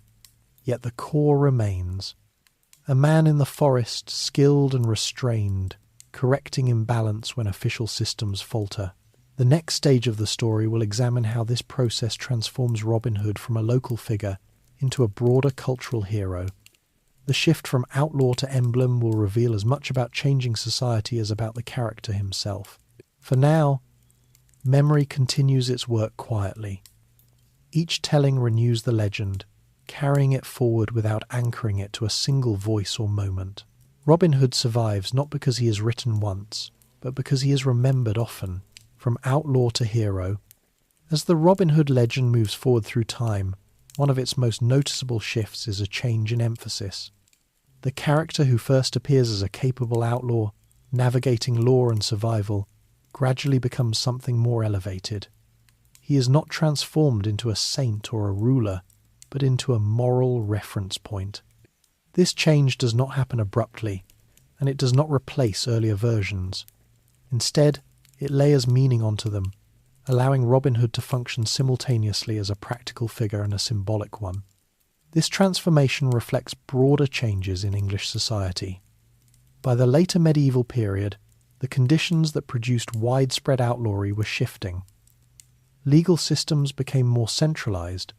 Royal authority asserted itself more consistently. Forest law, while still present, softened in its application. The everyday experience of law changed. With this shift, the function of the legend also changed. Earlier stories focus on survival and immediate correction. Robin Hood outwits officials, redistributes resources, and maintains a fragile balance. These actions respond to concrete pressures. As those pressures eased or changed form, listeners began to hear the stories differently. Robin Hood's actions were no longer just clever responses. They became expressions of ideal behaviour. The concept of heroism in medieval England was not static. Early heroic figures were often warriors defined by lineage and battlefield success. Over time, other forms of heroism gained prominence. Moral courage, restraint, and service to the community became more valued. The Robin Hood legend adapts to this shift by emphasising qualities that align with these emerging ideals. Robin's opposition to authority becomes more principled and less circumstantial. He is portrayed as consistently fair rather than selectively clever. His generosity becomes more explicit. He takes from those who have excess and aids those in need. This framing simplifies the story's moral logic, making it more accessible to wider audiences. It is important to note that this change does not erase the outlaw element. Robin Hood remains outside formal law. His heroism is defined by his position at the margins. What changes is the interpretation of that position.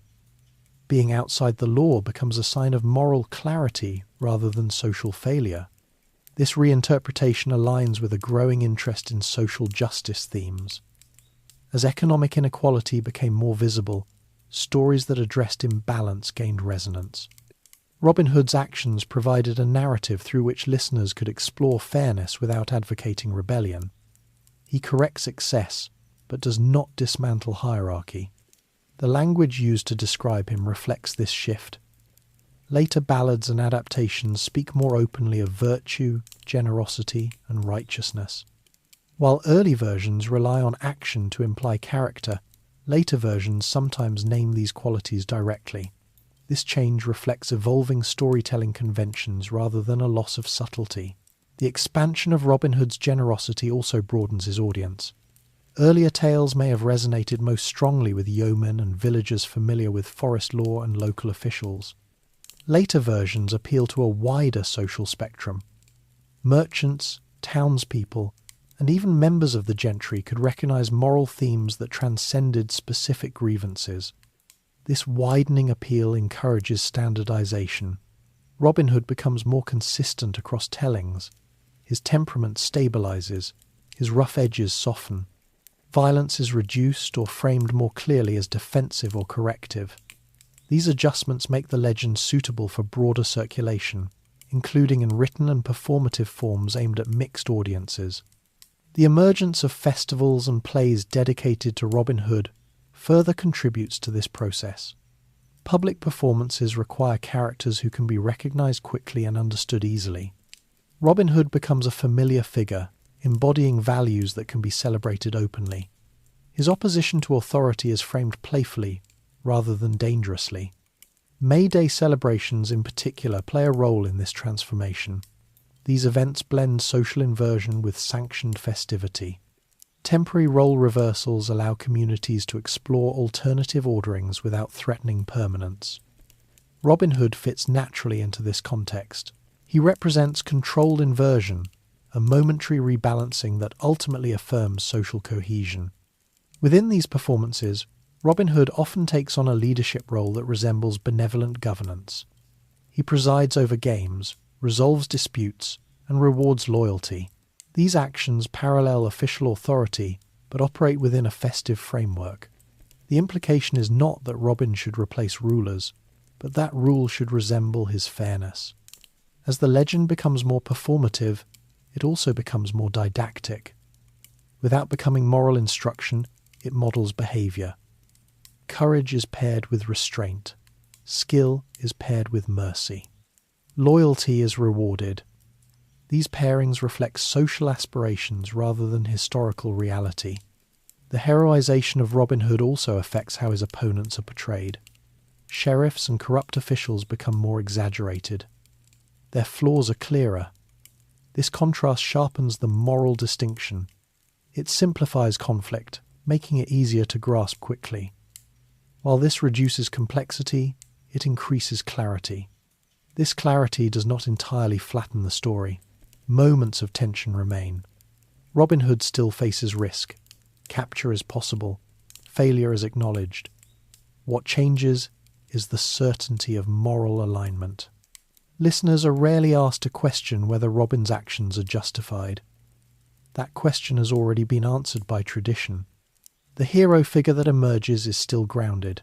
Robin Hood does not become invincible.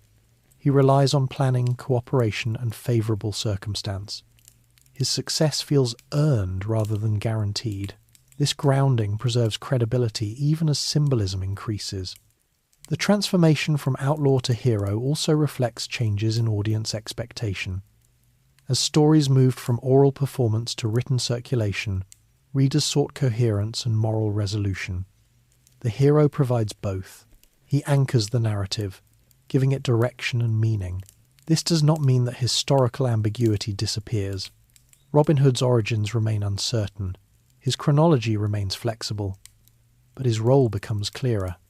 He stands for fairness, exercised outside rigid systems. This role allows the legend to adapt to new contexts while retaining its core. By this stage, Robin Hood is no longer just a response to specific legal pressures. He is a lens through which broader questions are explored. What is justice when law fails? What obligations do individuals have to one another? How can power be exercised responsibly? The legend answers these questions not through argument, but through example. Robin Hood acts, and the consequences of those actions are shown. Listeners and readers draw their own conclusions. As the story moves forward, this heroic framing will interact with institutional forces such as the church and emerging state authority. The next section will examine how spiritual legitimacy and moral oversight influence the legend, further shaping Robin Hood's role within society. For now, the transformation is complete enough to be visible. The outlaw remains, but the hero has emerged. Robin Hood stands not only as a figure of resistance, but as a model of measured action in an imperfect world. Church, pardons, and power. As Robin Hood's legend matures into that of a moral hero, it inevitably encounters another authority that shaped medieval life as deeply as kingship, the Church. In England of the Middle Ages, the Church was not only a spiritual institution, it was a landholder, a legal presence, an economic force, and a moral arbiter. Its reach extended into every village and household, and its influence shaped how justice, charity, and obedience were understood. The Robin Hood tradition engages this influence carefully, neither rejecting it outright nor submitting to it without question. The Church occupied a complex position in medieval society. On one hand, it preached ideals of mercy, humility, and care for the poor. On the other, it owned vast tracts of land, collected rents and tithes, and enforced its own legal system. Monasteries and abbeys were among the wealthiest institutions in the country. Bishops sat alongside nobles in councils. Clergy administered courts that could rival royal ones in authority. For ordinary people, this dual role created ambiguity. The Church was a source of comfort and guidance, but also of obligation. Tithes were mandatory. Church courts could impose penalties. Clerical privilege meant that members of the clergy were often tried separately from lay people. These realities shaped popular perception, and the Robin Hood stories reflect that perception with notable restraint. Robin Hood does not oppose the church as an institution. He attends Mass. He shows respect for holy days. He recognizes spiritual authority. This respect aligns with medieval norms. Open defiance of the church would have been unacceptable and implausible. Instead, the legend distinguishes between spiritual ideals and human failings within the institution. This distinction becomes most visible in Robin Hood's encounters with clergy as individuals rather than representatives of faith. Abbots, priors, and wealthy churchmen appear as characters who possess material abundance and wield local influence. When they are portrayed negatively, it is not their faith that is criticised, but their behaviour. Greed, arrogance, and misuse of privilege draw Robin Hood's attention. These encounters echo broader social tensions. Many monasteries were resented for their wealth, especially when local communities faced hardship. While monasteries provided charity, they also enforced rents and claimed resources. This contradiction made them natural subjects for moral scrutiny in popular storytelling. The legend handles this scrutiny through action rather than accusation. Robin Hood tests clergy by observing their conduct. A generous cleric may pass unharmed. A miserly one may be relieved of excess. This pattern reinforces the idea that moral worth is demonstrated through behaviour rather than office. Pardons play a particularly important role in this interaction. In medieval practice, pardons were formal acts of forgiveness, issued by kings or church authorities. They could absolve legal penalties or spiritual consequences. Pardons were powerful tools, but their use was not always transparent. They could be granted for service, payment, or political convenience. The Robin Hood stories incorporate pardons as moments of transition rather than resolution. A royal pardon might offer safety, but it does not erase the conditions that produced outlawry. Robin Hood may accept a pardon, serve briefly under authority, and then return to the forest when circumstances change. This pattern suggests skepticism toward the permanence of institutional solutions. Church pardons and indulgences were also subject to criticism. The idea that forgiveness could be obtained through payment or influence troubled many people. While formal theological debates would intensify later, popular discomfort existed earlier. The legend reflects this discomfort subtly, by emphasizing moral conduct over formal absolution. Robin Hood's relationship with spiritual authority is therefore conditional. He respects faith, but he evaluates individuals. He recognizes the church's moral ideals, but he does not assume they are always upheld. This position mirrors that of many lay people, who navigated religious life with sincerity tempered by observation. Charity is another key theme. Medieval Christianity emphasized almsgiving as a virtue. Wealth carried responsibility. The Robin Hood legend aligns with this teaching by framing redistribution as moral correction. When Robin takes from the wealthy, he often directs resources toward those in need. This action echoes Christian charity while bypassing institutional channels. By doing so, the legend suggests that charity is a personal obligation rather than an institutional monopoly. This idea does not challenge church doctrine directly, but it does shift emphasis. Moral action becomes immediate and situational, rather than mediated exclusively by clergy. The church's legal authority also appears indirectly. Church courts handled matters of marriage, inheritance, and morality. Their procedures differed from royal courts, and their penalties often involved penance rather than imprisonment. For outlaws, these courts offered limited refuge. Sanctuary could be claimed in churches, but it was temporary and conditional. Sanctuary highlights another boundary Robin Hood navigates. It represents a space where law pauses but does not disappear. The legend respects this boundary. Robin Hood may seek sanctuary or respect its protection, but he does not exploit it indefinitely. This restraint reinforces his alignment with moral order rather than opportunism. The presence of chaplains or clerical figures within Robin Hood's band in some traditions further complicates the picture. These figures suggest that spiritual life continues even outside formal structures. Prayer, confession, and observance are not abandoned in the forest. They are adapted. This adaptation reflects medieval reality. Faith was woven into daily life, not confined to buildings. The forest band's observance underscores that outlawry does not equate to godlessness. Robin Hood remains within the moral universe of his time.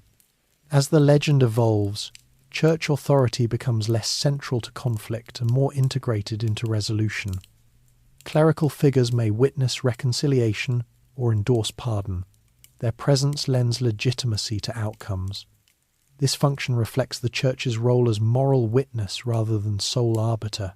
At the same time, the legend avoids portraying the church as the ultimate source of justice. That role remains distributed among king, custom, and individual conscience. This distribution reflects medieval pluralism. Authority was not monolithic. It was negotiated across institutions. The careful handling of church power contributes to the legend's durability. By neither condemning nor idealizing the church, the stories remain acceptable across audiences and periods. They allow critique without confrontation. As literacy expanded and religious reform movements emerged, later audiences would reinterpret these elements differently. Some would emphasize Robin Hood's challenge to clerical wealth. Others would highlight his piety. The legend accommodates both readings because it does not resolve the tension explicitly. What remains consistent is Robin Hood's role as moral actor. He measures power against conduct. He responds to excess with correction. He respects ideals while recognizing human failure. This approach allows him to interact with spiritual authority without being defined by it. By integrating church, pardon, and power into the narrative, the legend broadens its scope. Robin Hood is no longer responding only to local officials. He is engaging with the full spectrum of medieval authority. His actions are framed not as rebellion, but as moral maintenance. As the story continues, attention will turn toward figures often placed at the margins of medieval narratives: women. Their roles in the legend will reveal further adaptation, reflecting changing social expectations and storytelling priorities. For now, the church remains present but not dominant, influential but not absolute. Robin Hood moves alongside it, guided by custom, conscience, and a steady sense of proportion. Women and the story. As the Robin Hood legend continues to expand and mature, it begins to incorporate figures who were often underrepresented in early medieval storytelling: women. Their presence in the tradition develops gradually, shaped by changing social attitudes, performance contexts, and narrative needs. Women do not enter the legend as sudden innovations. They emerge as the story adapts to broader audiences and longer cultural memory. In early ballads, women appear rarely and briefly. This absence reflects both the practical focus of the earliest stories and the conditions of their transmission. Ballads centered on travel, conflict, and survival activities dominated by men in medieval public life. The forest, as a setting, was associated with labour, patrol, and danger. These were spaces where women were less visible in official records, and consequently in early narrative. However, women were not absent from medieval life, nor from its oral culture. They worked, traded, managed households, and participated in community networks. As the Robin Hood legend moved beyond immediate outlaw concerns and toward broader moral and social themes, it began to reflect this fuller reality. The inclusion of women signals a shift in emphasis from episodic encounters to sustained social order. The most recognizable female figure associated with the legend is Maid Marian, though her prominence varies widely across time and versions. Importantly, Marian does not originate in the earliest Robin Hood ballads. Her association with the legend becomes more prominent in later medieval and early modern adaptations, particularly in festival performances and plays. Marian's entry into the tradition reflects a change in storytelling priorities. As Robin Hood becomes a heroic figure rather than merely a skilled outlaw, his world expands to include domestic and emotional dimensions. Marian provides a point of continuity between forest life and settled society. She connects the outlaw world to everyday human relationships. Her character is shaped by the needs of performance. In May Day plays and public festivals, Robin Hood stories became communal events rather than private recitations. These performances required recognizable roles that could be embodied on stage. Marian's presence adds balance. She offers contrast to the male-dominated forest band and introduces themes of loyalty, constancy, and shared purpose. It is important to note that Marian is not initially defined by romance alone. In some versions, she is active, capable, and resilient. She navigates danger with composure. She participates in planning and decision-making. These portrayals align with broader folk traditions, in which women demonstrate competence within constrained social frameworks. The legend does not present Marian as separate from the moral code governing the forest band. She shares its values. Her loyalty is not blind. It is informed by judgment. This portrayal reinforces the idea that the forest community is governed by shared standards rather than individual dominance. Beyond Marian, women appear in the legend in other forms. Female innkeepers, travellers, widows and villagers populate the narrative landscape. Their interactions with Robin Hood and his companions are brief but telling. They often serve as sources of information, moral reference points, or beneficiaries of aid. These roles reflect the everyday influence women held within local communities. In medieval England, women were central to informal networks of communication. News travelled through households as much as through markets. Women managed resources, arranged exchanges, and maintained relationships. The legend reflects this reality by positioning women as conduits of knowledge rather than passive observers. The treatment of women in the Robin Hood stories also reflects evolving attitudes toward gender roles. Early medieval narratives often confined women to domestic or symbolic functions. Later adaptations allow for greater agency. Marian, in particular, becomes more assertive over time, sometimes depicted as skilled with weapons or disguise. This evolution mirrors broader cultural changes. As medieval society moved toward early modern forms, expectations around marriage, companionship, and partnership shifted. Literature began to explore mutual loyalty rather than hierarchical union. The Robin Hood legend adapts by presenting relationships based on shared values rather than purely social arrangement. Importantly, the inclusion of women does not disrupt the legend's calm moral tone. Conflict involving women is handled carefully. Violence against women is largely absent. Threats are deflected or resolved without escalation. This restraint aligns with the bedtime history sensibility of the tradition and reflects communal norms that sought to protect social stability. Women also play a role in reinforcing legitimacy. Their approval or trust often signals moral correctness. When a woman benefits from Robin Hood's actions or supports his choices, it confirms the appropriateness of those actions within the community's moral framework. Marriage and partnership, when present, are not portrayed as endpoints that end the legend. Instead, they are integrated into ongoing life. Robin Hood does not abandon his role upon forming bonds. Rather, these bonds reinforce his commitment to justice and restraint. This portrayal avoids romantic finality and preserves narrative continuity. The absence of detailed domestic scenes is also notable. The legend does not dwell on private life. It gestures toward it without lingering. This balance maintains focus while acknowledging human connection. It allows listeners to imagine stability without requiring explicit depiction. Women's roles in the legend also reflect the realities of medieval inheritance and property. Widows, in particular, held ambiguous positions. They could control property but faced vulnerability. Stories involving widows often emphasize protection, fairness, and restitution. Robin Hood's intervention in such cases underscores his alignment with communal responsibility. The gradual integration of women into the Robin Hood tradition demonstrates the legend's adaptability. It absorbs new social concerns without abandoning its core. Women are not added as ornaments. They are incorporated as functional participants in the moral economy of the story. This integration also broadens the legend's appeal. Audiences expand beyond male listeners. Families engage with the story together. The legend becomes a shared cultural resource rather than a specialized narrative. As performances become more elaborate, Marian and other female figures gain visual presence. Costumes, gestures, and dialogue give them immediacy. This performative visibility reinforces their narrative importance. The legend becomes more inclusive without becoming crowded.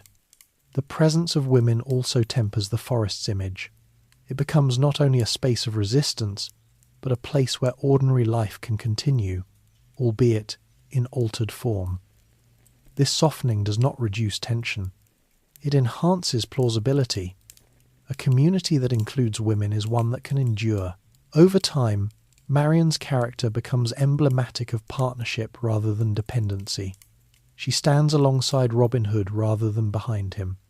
This positioning reflects a shift in storytelling values toward cooperation. Yet the legend avoids modern reinterpretation. Marian remains situated within medieval norms. Her agency operates within constraints. This balance preserves historical tone while allowing character development. As the story moves forward, the inclusion of women prepares the legend for its next phase. The Robin Hood tradition will soon intersect with broader social change, economic shifts, labour unrest, and evolving cultural identity. Women, as participants in these changes, anchor the legend in lived experience. For now, their presence adds depth without disruption. It completes the social picture. Robin Hood's world is no longer exclusively male or transient. It includes relationships, continuity, and shared moral understanding. The next section will step back again to examine how wider social and economic changes in late medieval England influenced the legend's tone and persistence. The story will continue to evolve, shaped by forces larger than any single figure. Late medieval England shifts. As the Robin Hood legend continues its long passage through time, it begins to absorb changes that extend well beyond forests, sheriffs, and local disputes. Late medieval England was not static. It was reshaped by demographic shock, economic reorganisation, and evolving social expectations. These shifts did not erase the conditions that gave rise to the legend, but they altered how people understood it and why they continued to tell it. One of the most profound forces acting on English society in the 14th century was population change. Repeated outbreaks of plague, beginning in the mid-century, reduced the population dramatically. Entire villages shrank or vanished. Labour became scarce. Land that had once been tightly controlled became negotiable. For those who survived, old certainties weakened. This demographic change altered relationships between landowners and workers. Serfs found themselves in demand. Wages rose in practice, even when law attempted to hold them down. Landlords competed for tenants. Mobility increased, sometimes quietly, sometimes openly. These changes unsettled a system that had relied on fixed hierarchy. The law responded with restriction. Statutes attempted to freeze wages and bind labourers to their places of origin. Enforcement, however, was uneven. Local officials struggled to apply rules that no longer aligned with economic reality. Friction grew between written regulation and lived necessity. This tension echoes earlier forest law conflicts, though its scale is broader. In this environment, the Robin Hood legend acquires new resonance. The idea of a figure who navigates between law and fairness remains relevant, but its meaning shifts. Robin Hood no longer represents only resistance to forest law or corrupt officials. He becomes a symbol of adaptability in a changing world. Economic transformation also reshaped rural life. Markets expanded. Trade networks grew more complex. Coinage circulated more widely. Villages became connected to towns in new ways. These developments introduced opportunity and risk. Debt became more common. Legal disputes over contracts increased. The law became more central to everyday life, even as it struggled to keep pace. The legend reflects this complexity by broadening its scope. Later stories include merchants, travellers, and townspeople more prominently. Robin Hood's interactions extend beyond purely rural settings. He engages with the movement of goods and money, not just land and authority. Social unrest becomes more visible as well. Discontent over taxation, labour restrictions, and inequality erupts periodically. While the Robin Hood legend does not depict collective rebellion directly, it exists alongside these movements as a quieter commentary. It offers a model of correction without chaos. Importantly, the legend does not advocate dismantling the social order. It suggests adjustment rather than overthrow. This stance allows it to coexist with unrest without being subsumed by it. Robin Hood corrects excess, but he does not call for structural collapse. This moderation helps explain the legend's longevity. Late medieval culture also sees changes in education and literacy. While most people remain illiterate, exposure to written material increases. Sermons incorporate more narrative. Legal documents become more standardized. Storytelling adapts to audiences that are increasingly familiar with formal language and structure. As a result, Robin Hood stories become more cohesive in some tellings. Moral framing becomes clearer. Characters behave more consistently. The legend begins to align with emerging literary conventions without losing its oral roots. At the same time, performance remains central. Festivals, plays, and communal gatherings continue to carry the story. These events reflect changing social rhythms. They provide space for controlled inversion, where ordinary hierarchies can be explored safely. Robin Hood fits naturally into this role, embodying temporary correction rather than permanent disruption. The forest itself takes on new symbolic weight during this period. As land use intensifies and commons are increasingly regulated, the idea of open space becomes more charged. The forest represents not just physical refuge but remembered freedom. Robin Hood's presence there connects him to nostalgia for less constrained movement. Yet the legend avoids idealizing the past excessively. It acknowledges hardship and constraint. The forest is still dangerous. Survival still requires discipline. This realism prevents the story from becoming escapist fantasy. It remains grounded even as it gestures toward loss. Late medieval England also experiences shifts in governance. Parliament gains influence. Legal process becomes more regularized. Appeals become more formal. These developments gradually reduce the autonomy of local officials. The figure of the sheriff becomes more constrained by oversight. This change affects the legend subtly. The sheriff remains an antagonist, but his role becomes more stylized. He represents a type rather than a specific office holder. The conflict becomes moral rather than administrative.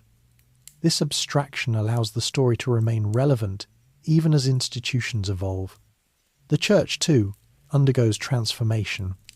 Criticism of clerical wealth and privilege grows louder. Calls for reform circulate. While the Robin Hood legend does not engage directly with theological debate, it reflects discomfort with excess. Its emphasis on charity and restraint aligns with broader currents of moral critique. Women's roles continue to evolve during this period. Economic necessity draws more women into visible labour. Legal status remains constrained, but practical influence increases. The legend's gradual inclusion of female figures mirrors this shift, offering representation without radical departure. Memory plays a crucial role in navigating change. As conditions alter, people look backward for continuity. Legends provide that continuity. Robin Hood becomes a reference point, a familiar figure whose behaviour remains steady even as surroundings change. This steadiness offers comfort. The legend's adaptability allows it to absorb these shifts without fracture. New concerns layer onto old structures. The forest remains, the band remains, the moral code remains. Around these constants, details adjust. This capacity for adjustment distinguishes enduring legends from those tied to specific circumstances. Robin Hood survives because he is not bound to one moment. He embodies responses to imbalance that recur in different forms. As late medieval England moves toward early modern conditions, the legend prepares for further transformation. Printing will expand access. Performance will professionalize. Interpretation will diversify. Yet the core remains recognizable. At this stage, Robin Hood stands as both historical product and cultural resource. He reflects the pressures of his time while offering a template for navigating change. His actions are not prescriptions, they are illustrations. The story does not resolve the tensions of late medieval England. It does not offer solutions to labour law, taxation, or governance. Instead, it provides a way to think about fairness when systems lag behind reality. This function remains valuable as circumstances shift. As the legend continues into the next phase, attention will turn to how emerging technologies and institutions shape its transmission. The move from performance to print will alter not just reach, but meaning. The next section will follow that transition closely. For now, Robin Hood remains situated at the edge of a changing world, steady in his habits, responsive to circumstance, and open to reinterpretation. Late medieval England moves forward, and the legend moves with it, adapting quietly, retaining its calm authority amid uncertainty, print, performance, and control. As late medieval England gives way to early modern society, the means by which stories are shared undergo a transformation as significant as any political reform. For the Robin Hood legend, this transition does not replace oral tradition, but it reshapes it. Print, performance, and emerging forms of control interact to alter how the story is remembered, who tells it, and what it is allowed to mean. The introduction of printing to England in the late 15th century changes the rhythm of cultural memory. Where ballads once depended on human voice and repetition, they can now be fixed on paper, reproduced, and distributed more widely than ever before. This new technology does not immediately standardize the Robin Hood story, but it begins to anchor certain versions more firmly than others. Early printers were not neutral preservers of culture, they were business people responding to demand. They printed what sold, and what sold were stories already familiar. Robin Hood ballads fit this need well. They were recognisable, episodic, and appealing across social groups. Printing amplified their reach without requiring invention. One of the earliest and most influential printed compilations of the legend is A Jest of Robin Hood, which circulated in multiple editions. Its structure reflects its oral origins, yet its printed form gives it new authority. Readers encounter the story as a coherent whole rather than a series of variable performances. This coherence influences interpretation. Print introduces permanence, but not rigidity. Early editions vary in spelling, phrasing, and emphasis. Printers adjust content to suit audience expectations or moral sensibilities. Nonetheless, the act of printing selects certain episodes and excludes others. Over time, these selections shape what is remembered as the core story. Performance continues alongside print. Plays, pageants, and festivals remain vital, particularly in communal settings. Robin Hood appears in May Day celebrations, where he presides over games and rituals. These performances emphasize social inversion within controlled boundaries. Authority is mocked gently, not dismantled. This framing aligns with the needs of civic order. The interaction between print and performance is dynamic. Printed ballads inform performances. Performances inspire new printings. The legend circulates through multiple channels, each reinforcing the other. This circulation broadens audience while maintaining familiarity. As state authority strengthens in the early modern period, control over expression becomes more pronounced. Governments grow wary of dissent, even symbolic dissent. Stories that critique officials or redistribute wealth attract scrutiny. Robin Hood's legend, long tolerated, must adapt to new sensitivities. Censorship does not erase the story, but it influences presentation. Emphasis shifts toward loyalty to the crown and away from explicit resistance. Robin Hood's reconciliation with royal authority becomes more prominent. The sheriff's villainy is framed as personal failure rather than systemic flaw. These adjustments allow the legend to continue circulating safely. Printing also encourages moral framing. Prefaces, marginal notes, and edits guide reader interpretation. Robin Hood is increasingly presented as a moral exemplar rather than a situational actor.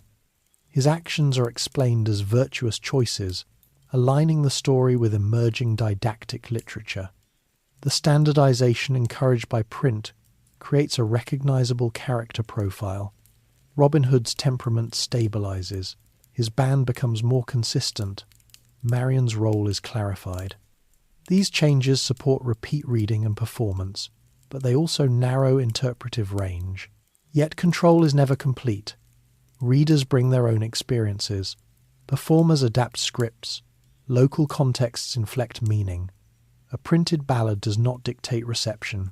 It provides a framework within which interpretation continues. The rise of print also alters class dynamics. Literacy expands gradually, reaching merchants, artisans, and some labourers. Robin Hood stories move into homes and private reading spaces. The legend becomes part of domestic culture, not just public performance. This domestic presence softens the story further. Violence is moderated. Moral lessons are clearer. The legend becomes suitable for mixed audiences, including children. This suitability contributes to its longevity. At the same time, print preserves older elements that performance might have discarded. Rougher episodes survive on the page even as performances smooth them out. This coexistence allows the legend to retain depth beneath its surface polish. Control operates subtly. Rather than banning stories, authorities influence which versions are promoted. Printers avoid content that invites trouble. Performers emphasize harmless themes. Over time, these choices accumulate, shaping cultural memory. The legend responds by emphasizing universals. Fairness, loyalty, and restraint replace specific grievances. Robin Hood becomes less a figure of protest and more a figure of principle. This shift ensures survival within tighter boundaries. Importantly, this process does not hollow the legend. It redirects it. Robin Hood's appeal lies in his measured response to imbalance, not in explicit revolt. This quality allows adaptation without erasure. The role of technology is central here. Print extends reach but invites oversight. Performance engages community but risks scrutiny.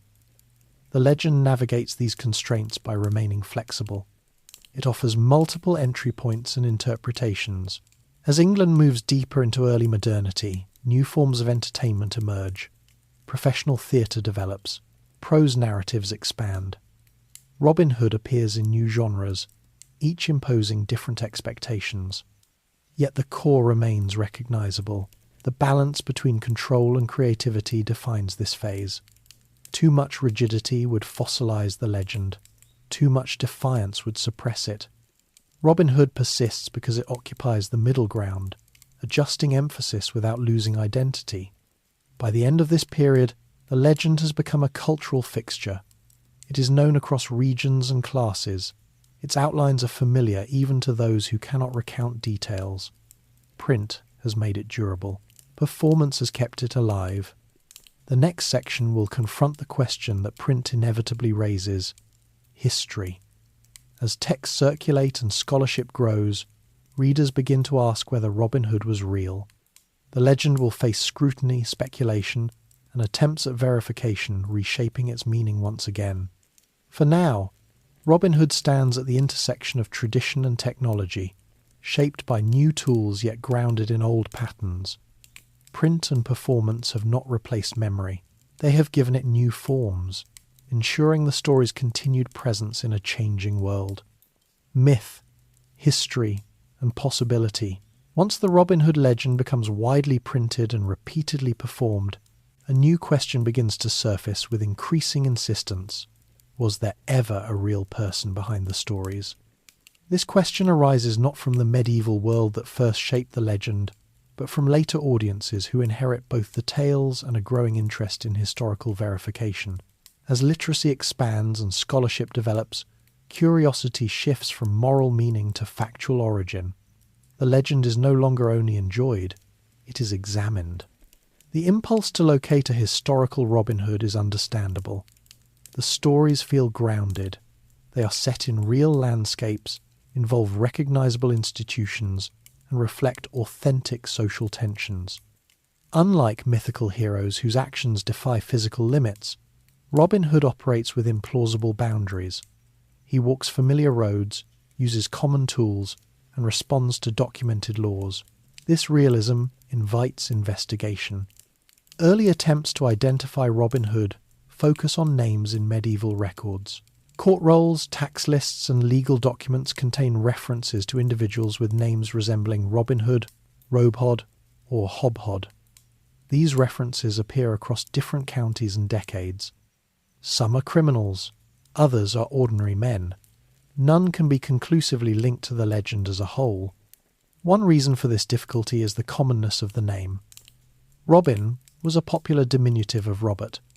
Hood could refer to clothing, occupation, or nickname. The combination does not stand out uniquely. This complicates efforts to isolate a single individual. Some scholars propose that the name functioned as a placeholder rather than an identifier. Just as John Doe does later, Robin Hood may have been used to describe an outlaw type. This interpretation aligns with early legal usage, where Robin Hood appears as a generic term. If so, the legend did not originate with one man but with a category. Others argue for a specific origin. Over the centuries, various candidates have been suggested. Some are appealing because they align geographically or chronologically with the legend. Others fit thematically, having experienced dispossession or conflict with authority, yet none satisfy all criteria. One frequently cited figure is Robert Hood of Wakefield, who appears in records from the early 13th century. His name, location, and status make him a tempting candidate. However, the evidence is sparse. There is no indication that his actions inspired widespread storytelling, nor that his life resembled the legend in any sustained way. Another candidate is Roger Godbird, a well-documented outlaw active during the reign of Henry III. Godbird operated in forested regions, resisted royal authority, and enjoyed support from local communities. His career shares structural similarities with the Robin Hood narrative, yet his name does not match, and there is no direct link between his story and the ballads. In later periods, the legend becomes associated with nobility.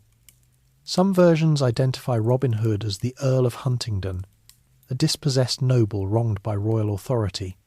This interpretation appears in early modern literature rather than medieval ballads. It reflects changing tastes, favouring noble protagonists over commoners. The Earl of Huntingdon theory has little historical support. There is no record of such an earl living as an outlaw in Sherwood. The theory likely arises from a desire to elevate the character's status, aligning him with aristocratic ideals. This shift reflects the values of later audiences rather than historical reality. Other attempts locate Robin Hood in specific reigns, often associating him with periods of royal absence or unrest. While these contexts align with the legend's themes, they do not provide definitive identification. The story's flexible chronology allows them to be placed almost anywhere between the late 12th and early 14th centuries. Modern scholarship tends to view these efforts with caution. The search for a single historical Robin Hood may be misguided. The legend shows signs of composite origin, drawing from multiple experiences, individuals, and regions. It is less a biography than a cultural condensation. This does not mean the legend lacks historical value. On the contrary, it preserves insights into how people experienced law, authority, and fairness. It reflects attitudes toward taxation, forest regulation, and social obligation. These reflections are historically meaningful, even if the protagonist is not. The question of historicity also reveals changing expectations about history itself. Medieval audiences did not demand verification. They valued plausibility and relevance. Later audiences, influenced by archival research and empirical methods, seek evidence. This shift alters how the legend is approached, but not necessarily how it functions. Attempts to historicize Robin Hood often focus on aligning details with records. Archery contests, forest boundaries, and legal procedures are examined for accuracy. These analyses frequently confirm that the stories reflect real practices. This confirmation strengthens the legend's credibility without resolving its origin. The legend's resistance to definitive identification may be part of its strength. A single historical figure would limit adaptability. By remaining ambiguous, Robin Hood can absorb new meanings. He can represent different responses to imbalance across time. This ambiguity also allows the legend to survive scrutiny. When one theory falters, another emerges. The absence of proof becomes a feature rather than a flaw. It invites interpretation rather than closure. Importantly, the search for a historical Robin Hood often says more about the searcher than the subject. Each era projects its values onto the legend. Antiquarians seek noble lineage. Social historians emphasize class struggle. Legal scholars focus on forest law. Cultural critics examine symbolism. The legend accommodates all these readings. This multiplicity does not dilute meaning, it enriches it. Robin Hood becomes a meeting point for different disciplines and perspectives. His story encourages dialogue between history and imagination rather than demanding separation. The legend's endurance through historical inquiry demonstrates its resilience. Even when stripped of romantic embellishment, it remains compelling. Its core, a capable individual navigating unfair systems, retains relevance. In this sense, the question, did Robin Hood exist, may be less important than, why does Robin Hood persist? The answer lies not in archives alone, but in recurring human experience. Systems produce gaps. People respond creatively. Stories capture those responses. The legend's plausibility anchors it. Its ambiguity frees it. Together, these qualities allow it to move through centuries without exhaustion. It can be revisited, reinterpreted, and reimagined without losing coherence. By acknowledging both myth and history, the Robin Hood tradition invites a balanced approach. It does not demand belief. It invites understanding. It offers a way to think about fairness without insisting on literal truth. As the story approaches its final phase, attention turns away from origins and toward legacy. What matters now is not whether Robin Hood lived, but what he became. The next section will consider how the legend settles into cultural memory, shaping identity and imagination long after its medieval context has faded. For now, Robin Hood remains suspended between fact and fiction, grounded enough to feel real, open enough to endure. This suspension is not a weakness. It is the condition that allows the legend to continue quietly and persistently into the present. What Robin Hood became. By the time the Robin Hood legend reaches this final stage, the question of origins has loosened its hold.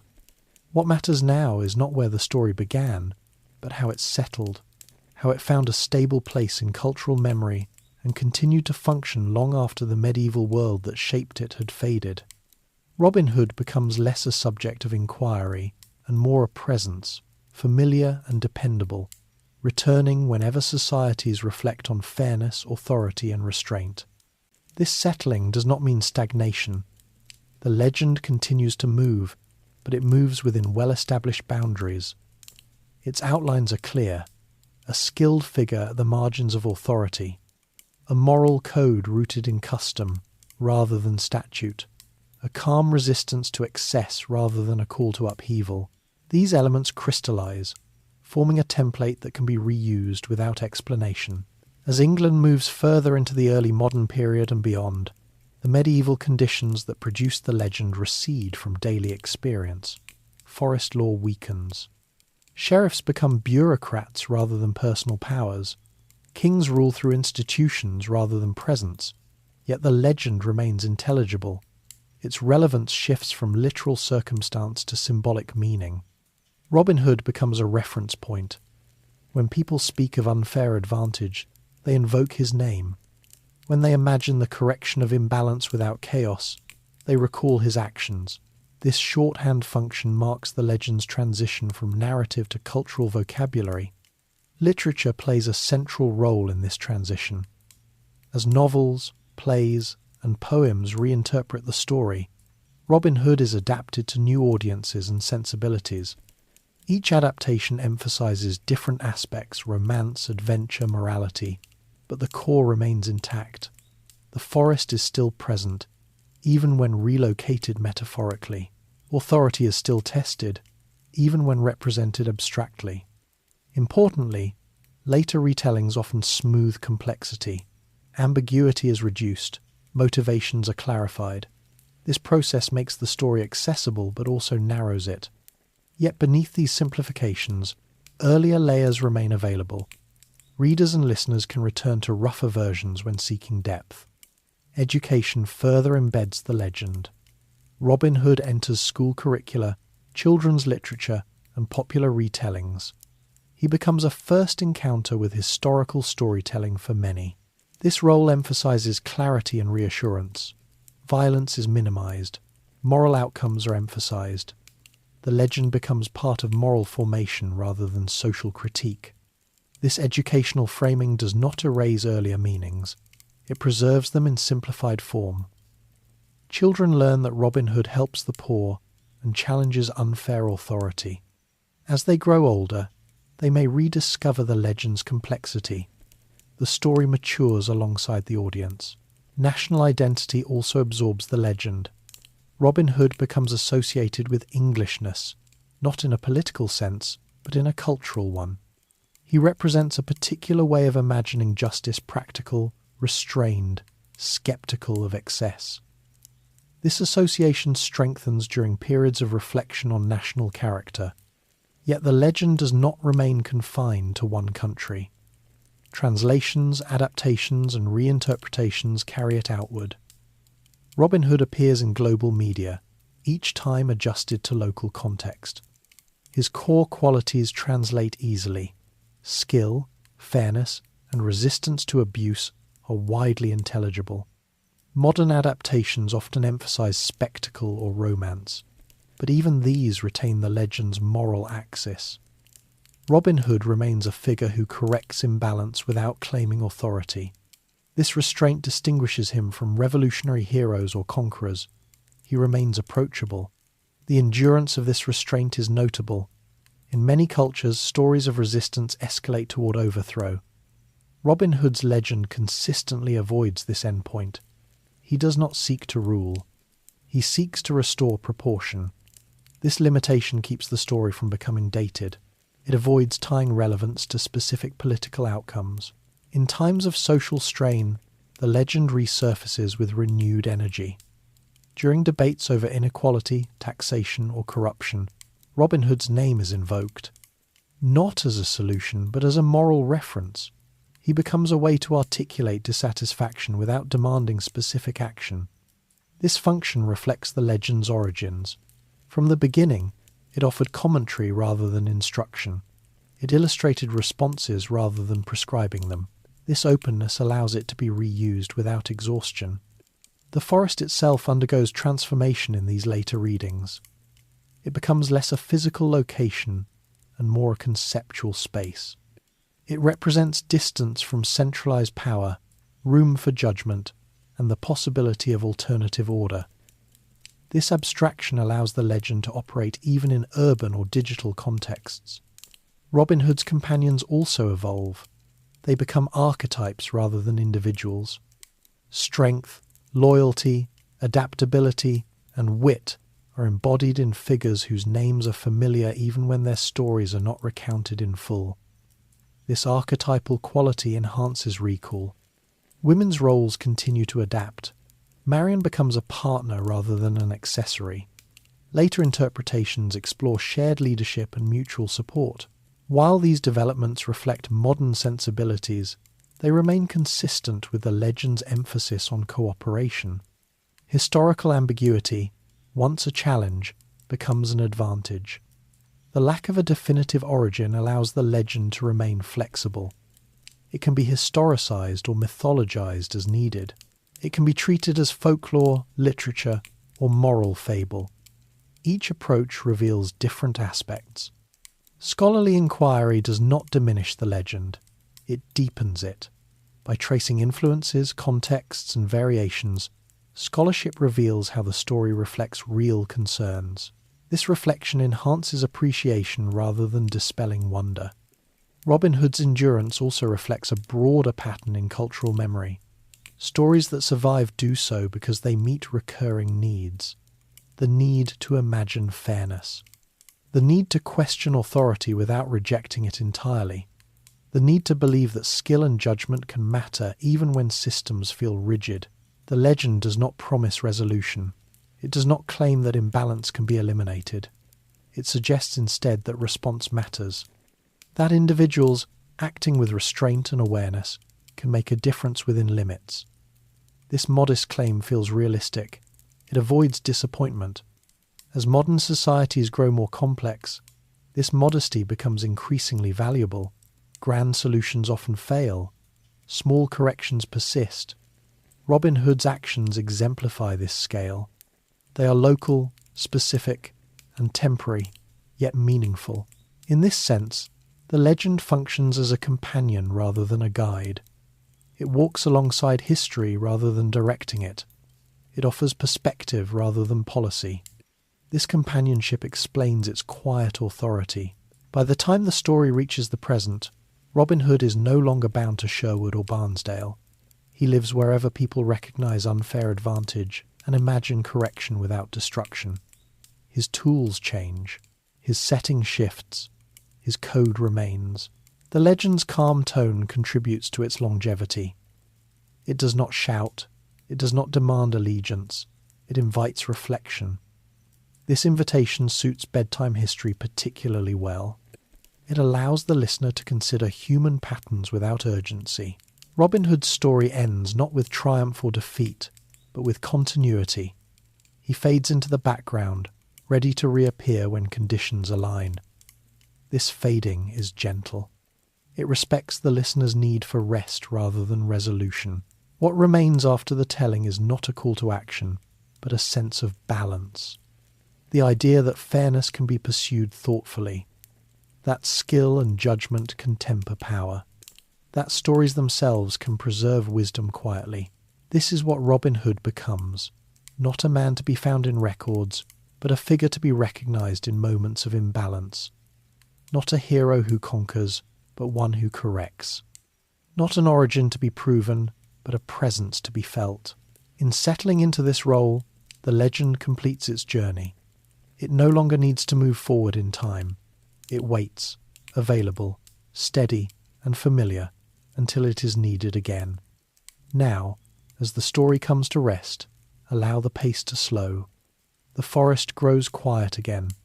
The paths fade into shadow. Voices that once carried the legend soften and drift away. There is no final image to hold, no lesson to repeat. Only a sense of steadiness remains. You do not need to remember every detail.